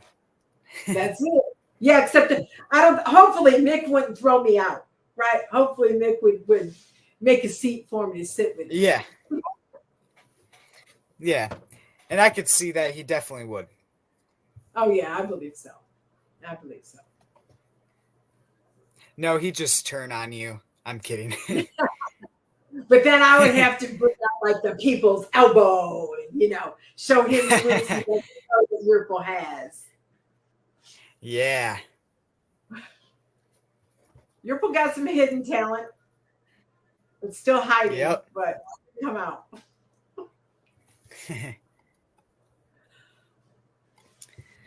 What are some of like the best fan reactions that you've got at like birthday parties or parties in general you've been at when they like kids seeing you and Well, here just a couple weeks ago they played, what did they put out? A video of me and I think it was part of the Have a Night or This Is Your Life that was with The Rock.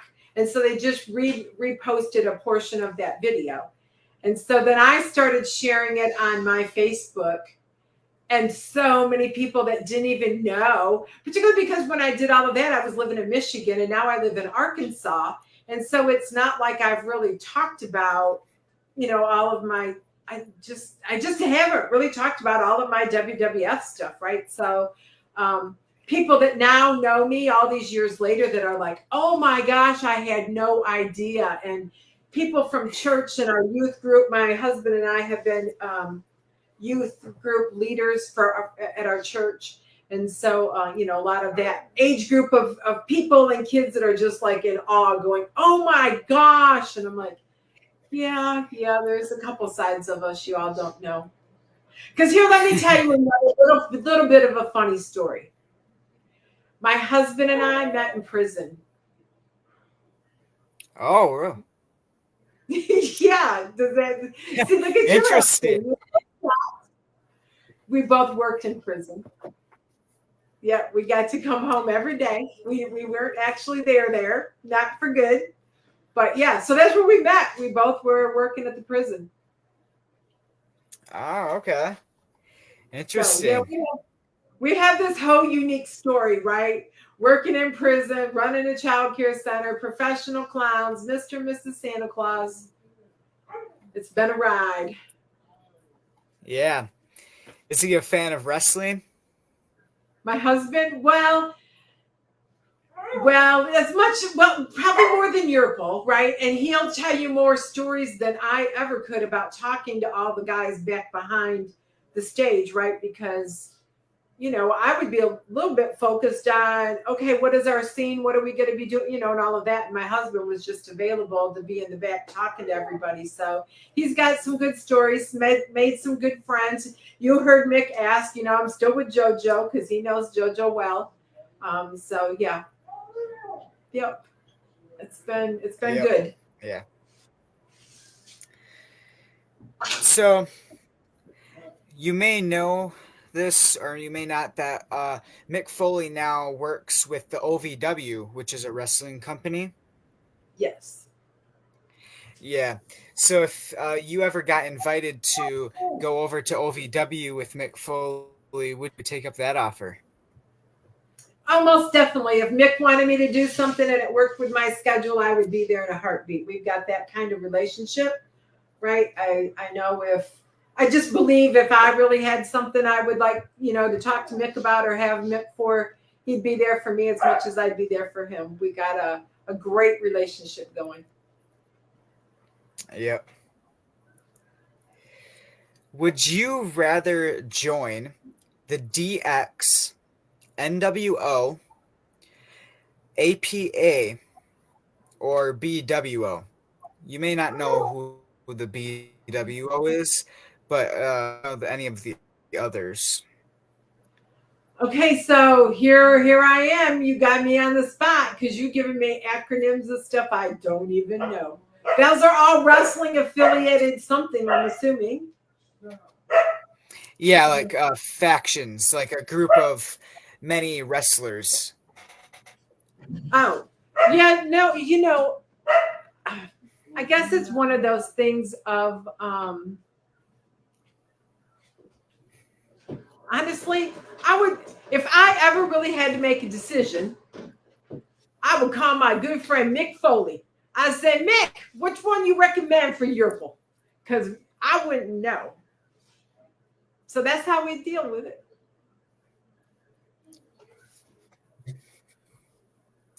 Yeah, I think you would be good in BWO. Okay, what's BWO? What's the why? Why would I want that one? So they're like a group from ECW, a company that Mick Foley wrestled for, Extreme Championship Wrestling. Okay. So they BWO means Blue World Order, and they were more of like a parody group of NWO, a bit different group. But BWO was a faction of wrestlers that were like funny, hysterical, and they did like funny stuff. But they were like blue, kind of like personas. So I think you'd fit in that because they're funny, historical, and that's kind of what your persona brings. So it's called the Blue WO. So now we would turn it into the Pink WO. I mean, yeah. At least for the moment, or at least for the segment, right? So my name's Yurple because pink and purple are my favorite color. That's how I got Yurple. Ah. Yeah. Okay. Choosing a clown name is not an easy task. And why is that? Because you have to think of something you'd really want to be called and something that speaks to your heart. You know, I mean, it's kind of like your name if you had to name yourself, right? So I'm naming this character. So truly, there's like a whole workshop that they give that you go through to try to come up with your clown name. And it starts with, you know, like what are some of your favorite animals or birds or just different things, and then trying to twist and put stuff together to create a word or a name. And my husband always knew that pink and purple was my favorite color. So he was like, I think you should be called Yurple. I was like, dude, I like that. And with that, Yurple was born. Yeah. What year exactly did Yurple come about? 1990. 1990. We became professional clowns in 1990, and we became professional Santa and Mrs. Claus. We graduated from Claus School in 2000. Nice. Yep. Which one do you like better? Yeah, I'm going to be real. There's nothing like being Mr. and Mrs. Santa Claus, right? There's nothing like it. It's just, you're already, kind of like Mick said, right? You're just a star because of who your character is. Like as soon as you walk out the front door, it's like all eyes on you, right? Just a whole different way. And kids of all ages, right? That's my other thing I always say, kids of all ages. Particularly Mr. and Mrs. Santa Claus. You know, clowns, not everybody loves a clown. Some people are scared of us. And so that's a whole different different thing, because and some of them you have to get them to warm up to you, right? So Correct. yeah, so no, being Mrs. Claus by all means, and my husband would say the same thing with as Santa. Because the other thing is some of the magical moments, and Mick knows, him and I have talked about this before.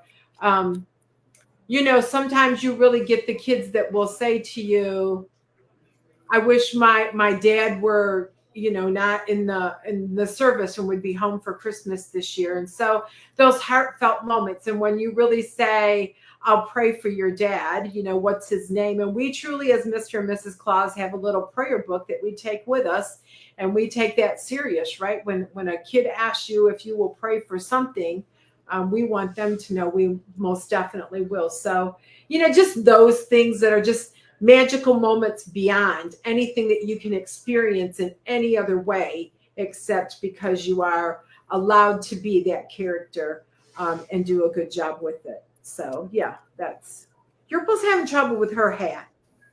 It just wants to fly off.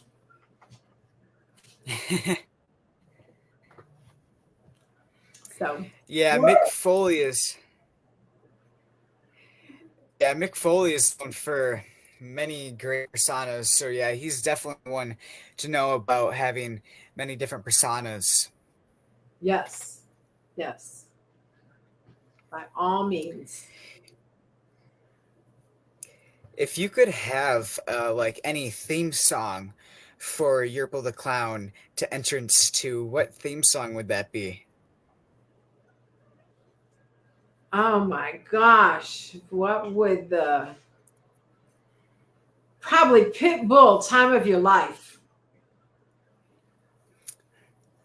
Yeah, that'd be good. Yeah, I Right? could Because see that's what that it's working. all Yeah. about. It's all about having the times of your life. Because I keep going back to life is really made up of all of those magical moments, right? In the end, that's all we have is magical moments. You can't, you don't have all the other stuff. Don't even matter. Yep. What has been like what was like one of the hardest things that you had to do during your WWF career? Was there any hard moments during like pre-planning anything out? No, not as far as actually performing with them. They were all, you know, so professional, so organized. They, you know, they knew I just had to be in clown mode, and honestly always being like, okay, how would JoJo? Because I tell you, my husband JoJo is really the natural clown. How would JoJo deal with this task, right? So mentally, that's kind of my framework, because I know he's just such a natural, and I have to work a little bit more at having the fun instead of making it perfect, because you know perfect doesn't go with fun all the time, right? So yeah, Mm-hmm. so no, it's just having the right mindset to be able to go in and do it, and do it right. Definitely. What was your favorite thing to do after all your performances with the WWF, or performances in like general as a clown? So we always joke about, it's pretty funny because when your clown's driving down the highway, you get lots of looks, you get lots of people that are like flying by you, and then all of a sudden they step on their brakes and now they're slowing down, waiting for you to come up beside them because they just want a nice wave. Or sometimes they'll have cameras and be taking pictures of you. We've had actually motorcycles kind of swarm us on the highway before, and they started doing all these wheelies and stunts like we were all in the middle of a circus or something. So some of that stuff is always really fun and that my husband and I always talk about, like, and sometimes we're just hot and sweaty and can't wait to get home, and so you're like, the last thing I want to do is smile and wave at one more person, but because of the face, you still can do it, right? Because you're painted up that way and it's easier to do. So, but really just go home, get out of makeup, and usually sit down and have something nice cold to drink. Because a lot of times, this is layers of stuff and you can get hot doing it.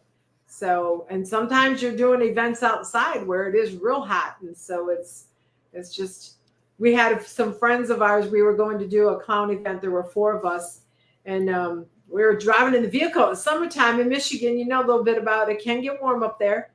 And so here we are driving, and we're like, okay, we're hot. Can you turn on the air conditioning? And they're like, oh no, our philosophy is, since we have to be clowning outside and it's so hot out, this is how we get our bodies used to it. And so we don't turn on the air. And I was like, we have very different philosophies in how we do this. Like, no, be as cool and comfortable as long as you can be, and then deal with the heat when you have to. But yeah, so that's kind of funny, just different people, different things.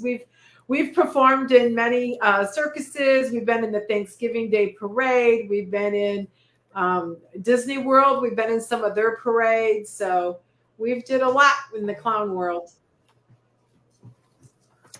Nice. What was the Thanksgiving parade like for you? Oh, amazing. Amazing. So it was actually America's Thanksgiving Day parade in Detroit, Michigan. We did it for years and years and years. And the night before that, they have the big party that's called the Hobnoble Gobble. And so that's with all the dignitaries down at the parade and all the people who financially support the parade. So the Hobnoble Gobble is a big black tie carnival. So literally all these people are running around in black ties and all the little kids dressed to the hilt.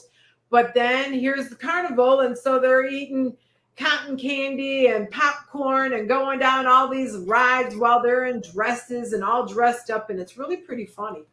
But yeah, that was always one of our favorite events. Nothing like doing the Thanksgiving Day parade to kick off the holiday season.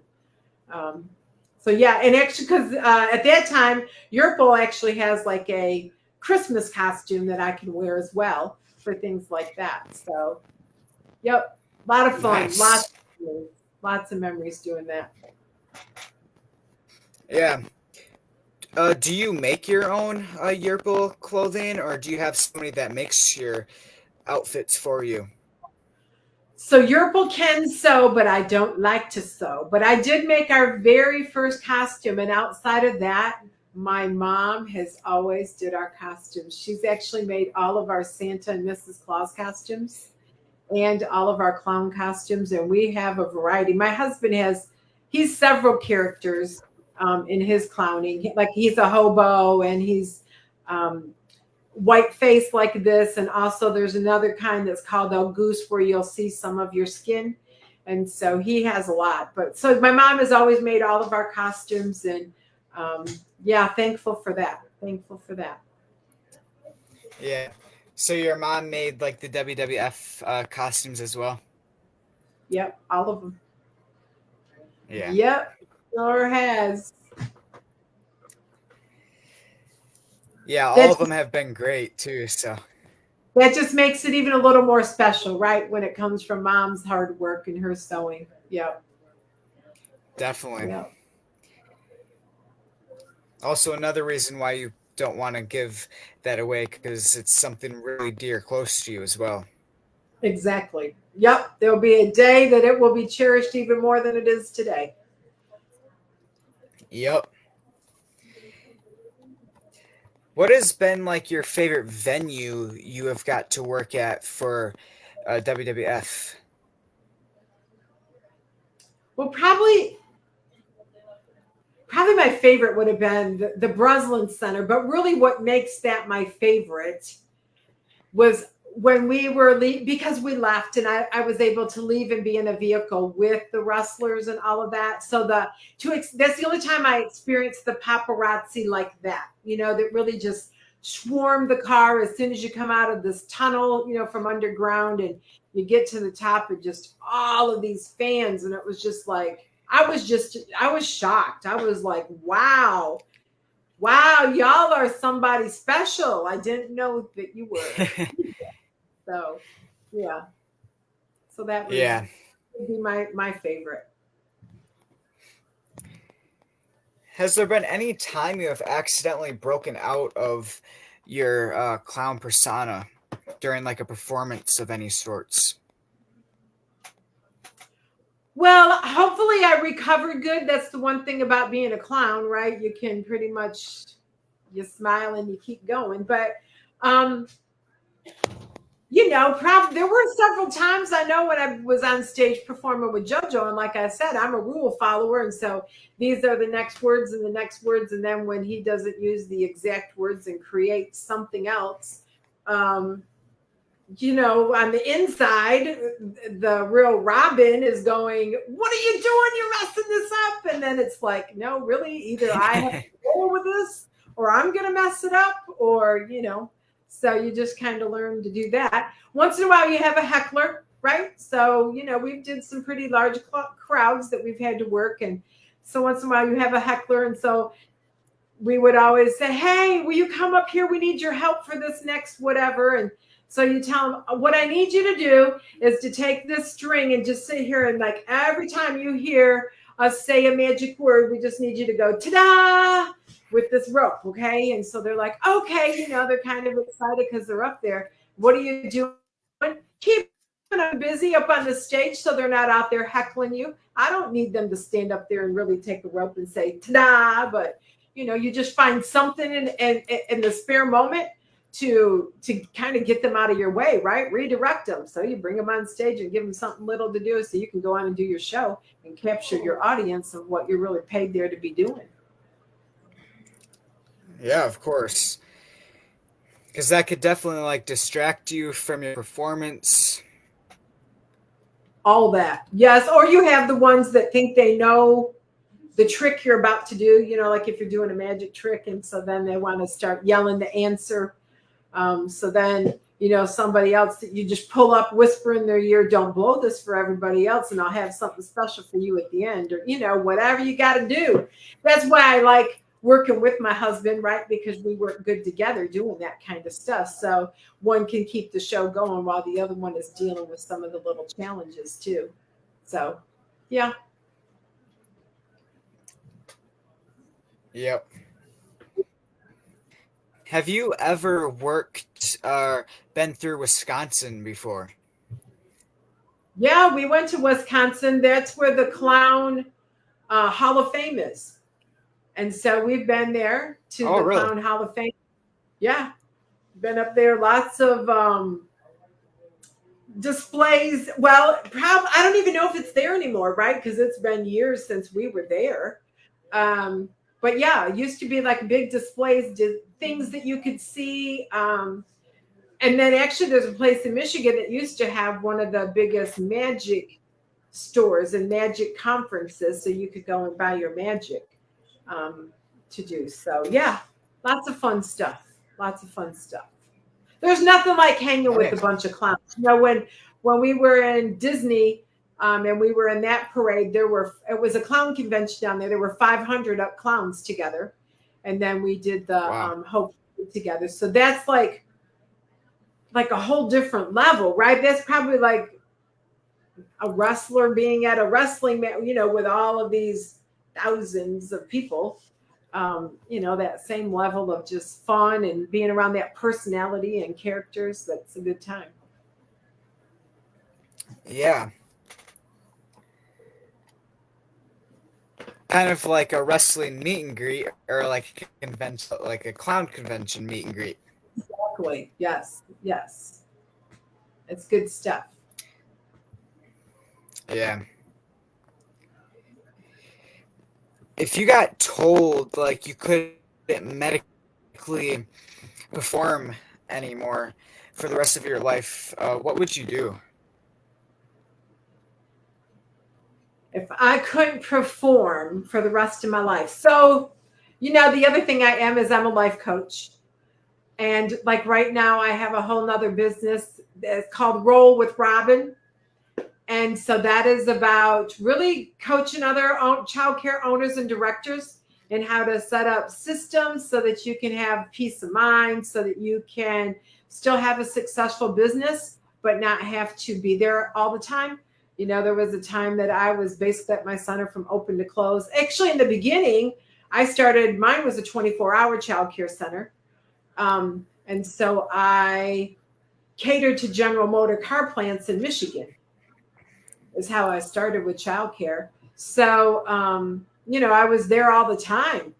And I've learned over the years, I've been doing it for 26 years, 5 childcare centers later. I have systems in place. I don't have to be there often. I have an amazing team.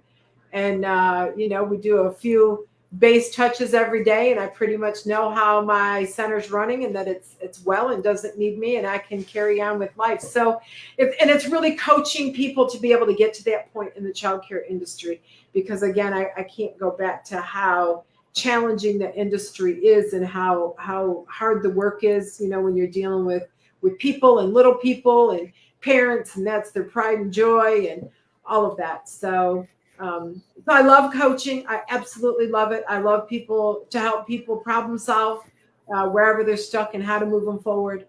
That's one of my joys in creating moments for others.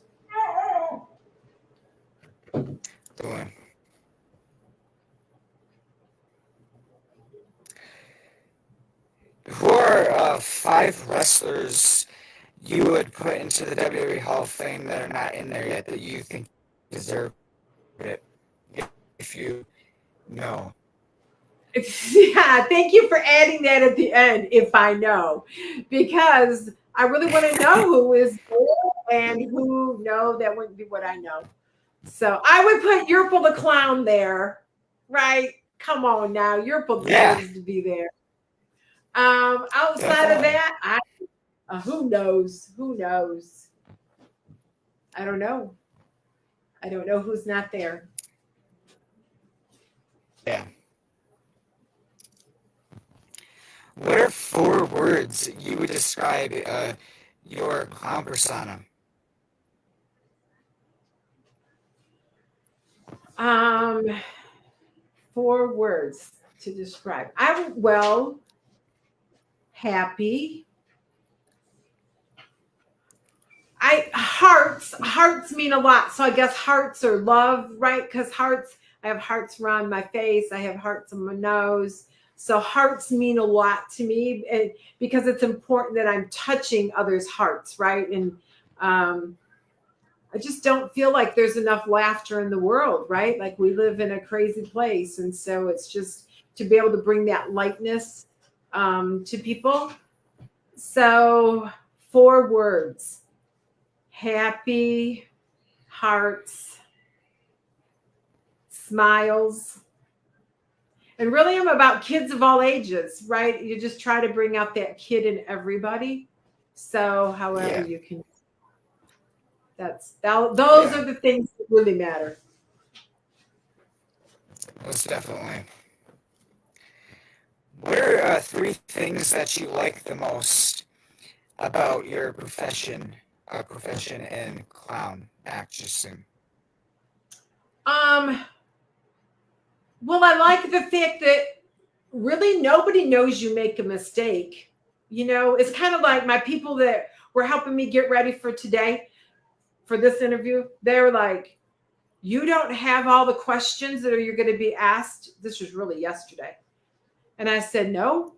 They're like, well, how are you going to do this? And I said, it's Yurple. There's no Yurple. You don't like, I am such a difference as Robin than I am Yurple. Robin would say, give me all the questions well in advance. I need to know. I need to make sure I got the right answers. It's got to be perfect. With Yurple, there is no perfect. Yurple's perfect all in herself, right? Like you don't have to do anything. It doesn't matter unless I tell my mistake, you don't know it, So, so that's one thing that I really like. What was the question? I don't even remember. What are 3 things that you like the most about your profession as a clown? Oh, so one is the fact that there's really no mistakes in clowning, right? Like you can cover it up, you can keep going. So that I think it's the fact that everybody loves you, right? Like you don't have to, well, I shouldn't say everybody because I already said some really don't like clowns in itself, but for the most part, you're well received just because of how you look. A lot of times people just want you to just acknowledge them, say hi, a lot of Kodak moments, obviously, that people want to have. So that, and yeah, just the fact that you get to touch people's hearts, that it's just a whole different level of bringing a smile to somebody that might need a smile. Yeah. What is one core memory that you remember from one of your clown performances of somebody that was like really happy to see you, or somebody that you lightened up their day? I think one of the ones that my husband and I always talk about is we did a birthday party for a lady who turned 100. And so to see her reaction to us being at her party, she had never had clowns at her birthday party. And so to reach 100 years old and to be able to have us there was special in our heart, truly, because you've seen the smile that was put on her face. And again, it was just our presence. It was nothing that we had done. So that was really cool. When I worked for the state of Michigan, so I ended up, after I left the prison from working, I went downtown to the governor's office. And so one of the things is some of the high executives, we had done a company picnic there. And one of the things we did was an Old MacDonald song. And we have all the noses to the characters. So here are all these top executives for the state of Michigan that we were able to get all of these, like it would be a pig nose and a cow nose and all of this that we had on all of these people. And when it was their point in us singing the song, they had to be the one to make the noise of the animal that they were. So, that was just fun and unique. And I got a lot of laughs to see people at that caliber that we, had acting like a child, right? Or having a good time, putting a smile out there. So yeah, some of those things that you just always remember. Yeah.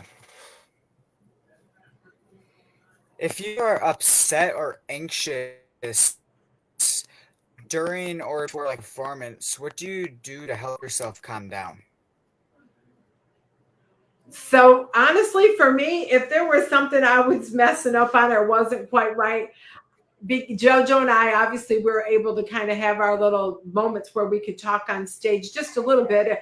We always had like a center table where we kept our stuff and kept some notes. So so we kind of had our outline there. So there might be a time going like, no, I'm not ready to do this. You need to go. Like go out there and do whatever, because I needed another minute to prepare. Or maybe I couldn't remember all of my lines to do that trick and I kind of had to refocus. So that's another reason why I really like doing it with him, because we're able to kind of feed off each other like that. So you do have a backup. Otherwise, when you're on, and you just kind of, I might not remember all the words to that trick, so let's skip it and go on to this one. Like you always have a plan, but you never know. You can, you're always in the hot seat, right? So it's kind of like, I might not get to every trick that I've packed because some of these might go so well and go so long. I don't need everything. And other times it's like, no, you need this stuff. It's kind of like when you're in the circus, oftentimes they'll be, they turn to the clowns to be the fillers, right? So like if something doesn't go right or, let's say they're bringing the elephants out, but they're moving slower than what they should have been. And they'll be like, okay, all clowns on deck. We need you out there to run this skit now. And, just some of that stuff that you just have to do. And you do, that's part of it. I guess that's probably part of why doing a podcast like this is like, this is a piece of cake, right? Like, I'm just answering, like, I'm not all nerved up and everything. Like, one of the ladies that was helping me get ready, she was like, I could never do what you're doing. And I'm like, oh no, this is Yurple. Rob, but Yurple can. Yeah. If you could perform anywhere in the world, where would that be? Probably, it would either have to be like a children's hospital or I want to say a military base for families. Something where you just kind of reach kids or foster kids, would be good. As a matter of fact, one of the things we do as Mr. and Mrs. Santa Claus, one of our schools in our area that's really, what do I want to say? They have a lot of children with special needs. And so then at Christmas time, they have an extra big Christmas party, and we are Mr. and Mrs. Santa Claus at that event. And so, things like that, that's just so special because these kids, again, they just receive you. They're just thankful they've had, challenges, tough life, whatever it is. And so, they just give so much of themselves every day. So to be able to give them back a smile is just, an amazing thing and an amazing gift to us, right? And just in our heart. Definitely, yep. What would you say has been like the best fan art you have received in your career? Fan art. Okay, so here's one. So when we worked in the prison, obviously that's where I was when I was on WWF, right? So inmates knew about it. And so we had an inmate make statues of Yurple and JoJo. So JoJo's my husband's clown name. They made us like foot tall. As a matter of fact, I'm looking at them as I'm talking to you because they're on the back of my office. Statues are about a foot tall of both Yurple and JoJo because, they can do pottery and clay and different things as some of their side activities when they are in prison. And one of the inmates actually made them look exactly like us, tall, painted with all of our costume details and our face details. And they are just amazing. We've had 2 or 3 fans do things like that for us. So we have a few memorabilia that they've made us like that has just been like super cool. Yeah. It's probably awesome for you to see like fan art. Yes, definitely. Definitely. Yeah. Which wrestlers would you say has like the best wrestling gear or attire in your opinion? I don't know. Is there anybody that has more than Mick Foley since he has so many different characters? Like more as like personas? Yeah. Yeah, because Mick's got a lot. I don't know. Yeah, there's been like there's been wrestlers that have plenty of personas, but like not like dressy personas, kind of like Mick Foley had and big named. So right, yeah. So yeah, Mick Foley, yeah. He's my guy. He's always gonna be my number 1 WWF guy. Yep. What is a number 1 top unforgettable moment in your whole entire career?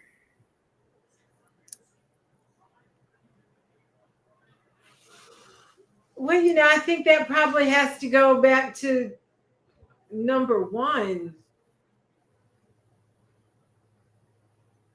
Unforgettable moment. Here's an unforgettable moment. When you have to perform in the circus right after the elephants were out there and they pooped all over in the area where you have to go do your skit. Yeah, that's really an unforgettable moment, right? Like as you're out there going, okay, so now I have to try to hop and skip and jump over this and pray that you don't go slipping and sliding in it. And yeah, some of that. Yeah, those are unforgettable moments. Or being in the parade right behind the horses and the horses are dropping their stuff along the way. All of that. Those are all the fun times, right? Yeah, fun. There you go. Definitely if you're like performing and you forget that it's there because you're having like too much fun performing or something and you accidentally step in it or something, yeah, that sucks. Yeah, no, because then you have this real chance of going down in it, right? Because you go slip and fall, not just, yeah, no, thank you. But yes, we had to do that often, right? Often there was, because we would go on after elephants a lot of times. So, yeah. Just if it did ever, yeah. If it did ever happen, would you be like, take it as part of the act, or would you just? You know what? That's what I would say. I pray it happens to JoJo and not Yurple, because JoJo would make it part of the act. Yurple, I would have to remember I was Yurple at the moment.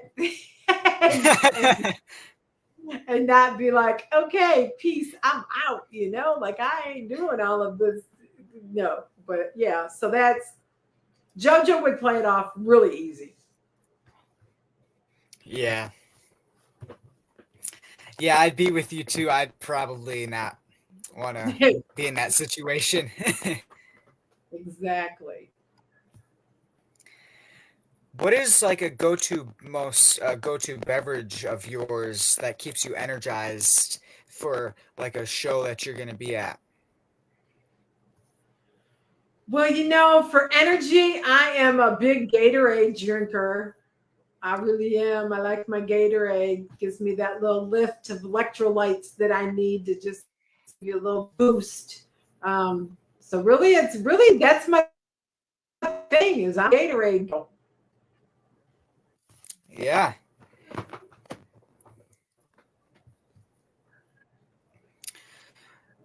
Did you ever have like an official theme song for Yurple ever in your like career? No, I never have. Never had the need, but we talked about it earlier. Yeah, we did. So you never know. That might be my song. Yeah.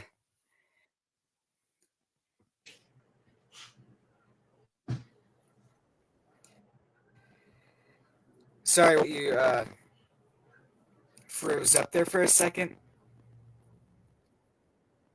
Yeah, I think you just did too. Sorry. I don't know what's going on. Am I good now?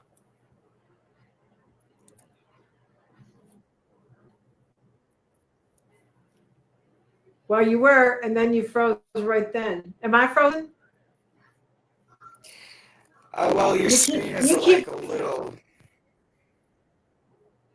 You keep freezing in and out. So I'm gonna be real. I'm thankful if we have not had any internet problems until now for us, because a tornado hit about 30 miles from here. Not even that, 20 miles. A couple nights ago. So there's been a lot of internet issues and all of that, that we were even talking about in our household yesterday because we were all complaining. So I was like, okay, I hope this is all good. Yeah, it seems like every time I do an interview, it has like an interview problem of some sort. Right. Yeah. Technology, we know. Yep. My house doesn't really have like the best connection, so.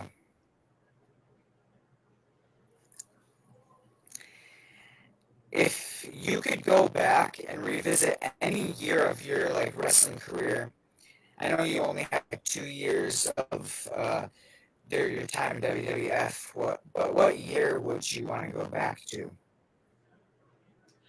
I would like to go back to the first year, but know what I know about wrestling now. Why? I don't know. Just like knowledge is power. And so what more could have I done or brought up, or could have I kind of like tonight, us talking with Mick and kind of putting some bugs out there about some things that we'd like to do. Right. So there might have been some more of that I could have brought to the table and suggested, because I would have had a better understanding about what it was all about. But yeah, overall, just thankful for the opportunity. It's been great. Definitely. If you could go back in time, tell your younger self something motivational towards being an actress, a clown actress, what would that be? I probably would have, I want to say, embraced it even earlier, right? Not waited. And it's not that I waited, but there could have been so many more years, right, that my husband and I could have been doing it and enjoying it. And just bringing more smiles to more people's faces, right? Like I probably would have just did it earlier. Then I also think really what slowed us down was when we had our daughter, and just the clowning on the weekends wasn't something we wanted to do. So, that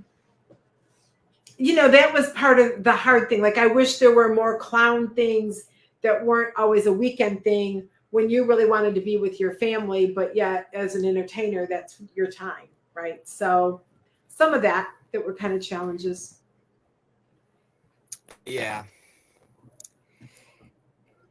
If you got asked by the WWE now in your career to make a return, I know you mentioned that you got asked to do like a couple things back like during COVID or some time, but if you got asked now to do something again, like even like take like a bump in the ring or do something physical a little bit, would you take up that offer, like a Royal Rumble or something? Yeah, probably. Why not? You only live once, right? So yeah, I would definitely check into it. Yeah. I'd make sure, like, I'm not gonna do anything crazy like Mick did, right? Like he was amazing and he took some risks and things. No, that ain't your fault. But we definitely go out there and make some memories. Yeah. Yeah, I don't think Yurple would want to jump off of Hell in a Cell onto like an announce table. No, your boat wouldn't look good going splat. Nah.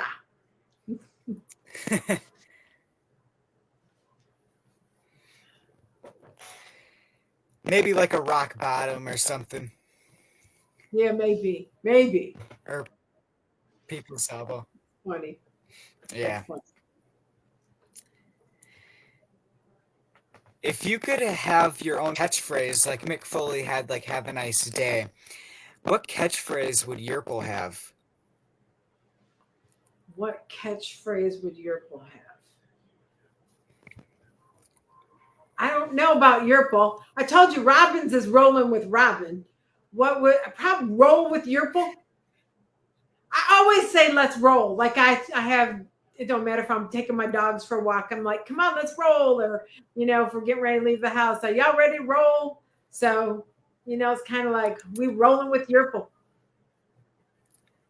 Yeah. Maybe get some t-shirts done and put that on there. There you go. Mm-hmm. Yep. Roll with Robin. Roll with Yurple. Have you ever been like in talks of making any t-shirts? No, I haven't. But I probably will be. Particularly if Mick and I are going to do some more things together, right? Mick and I might need to do some t-shirts together. Yeah, that would be awesome. That would be good. Take that note. How late did we go? What are some things you are still striving to achieve in clown actressing that you have not achieved yet? You know, pretty much at this point in time, my husband and I are pretty picky about what gets our time and what we do.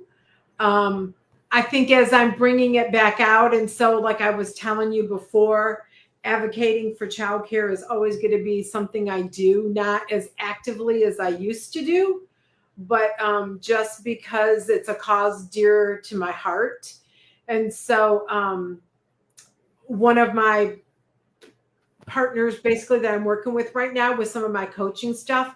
She does a lot of advocating for childcare at the national level. And so she had never seen me like this until today. And so we got to talking, and she was like, at the next thing I have to do in Washington, D.C. next year, I want you to come, because who they had there was not a family. Obviously, I know all about the childcare industry, right? But almost like a family entertainer, so that way it can reach the kids of all ages and the families, because that's truly my husband and our show is for families all ages. So just some of that I'm looking forward to, like, just to see what opportunities, now that I have more time, and if I'm able to tie it into some of the causes that are still in my heart, then most definitely. As far as actually just going out and doing birthday parties and those kind of things, I don't think I have much desire to do those the one-on-one parties like that. But to do things that are for a bigger cause, a bigger stage, definitely something that I'm excited about. Yeah, most definitely. How long does it take you to usually get into your like Yurple the Clown costume and Well, so makeup and everything? the time consuming piece is the makeup, right? So Yurple has a couple different faces. Obviously, this one that is well known. This one takes a little bit longer because it's, I have to do the all white everywhere. I have other ones that are really, I just kind of do a mouth, draw some stuff around for an eyes, and obviously it's colorful, it's cute, it's all of that. But part of it is living in the South. This gets hot to be outside like this. Show my other face, I don't have as much on. And so, that one doesn't take me as long, more like 20-30 minutes. This one's closer to an hour, just to make sure. So yeah. Yeah. So, is there any like background or inspiration off of your character? I may have asked that earlier, haven't I? I don't know. I don't think so. Any background aspiration off of my character? No, I think it's really just more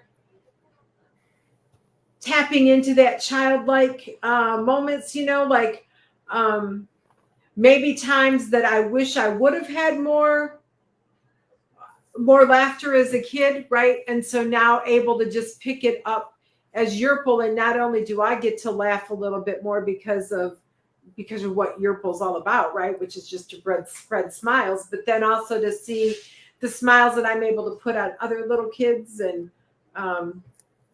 make life lighter. Mm-hmm. Yeah.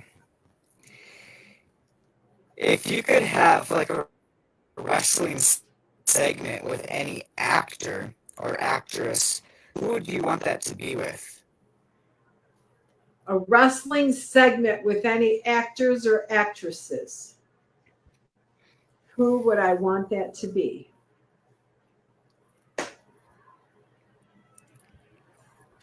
I don't even know. So, I mean, I would always do something with The Rock again in a heartbeat. Oh, yeah. That would be one of my, yeah. That's probably the one that is the most,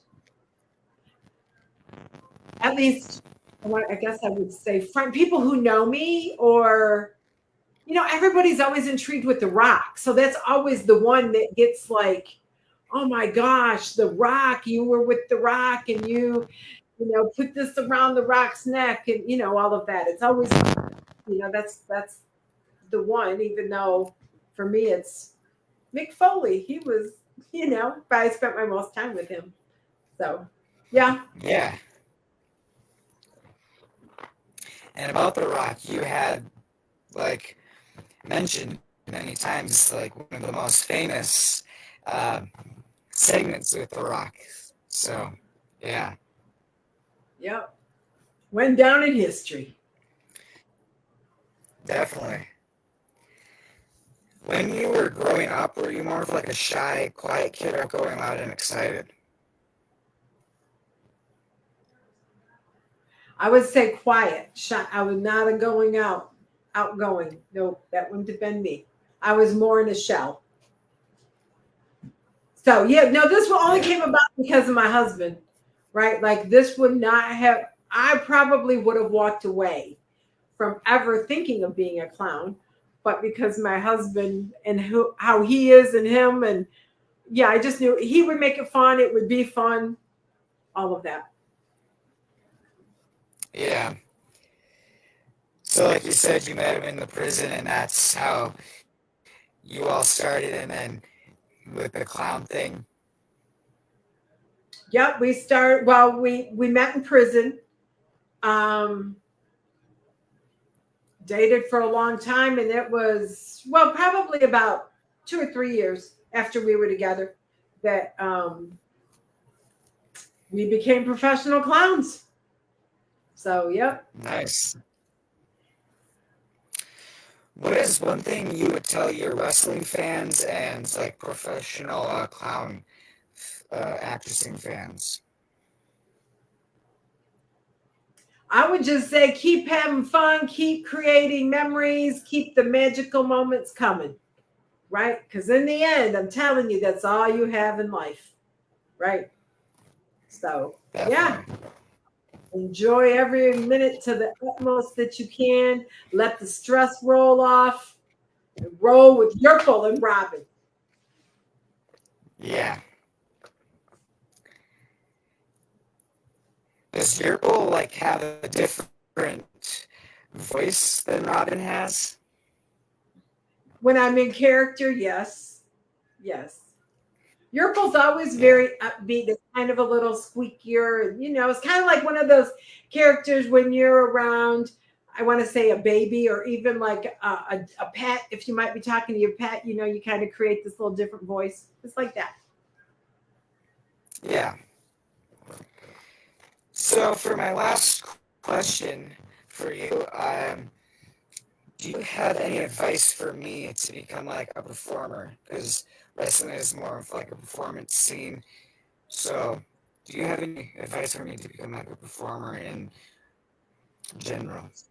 So my advice is always the same. Find who's doing exactly what it is that you would like to do in life. Find out how they learned their craft.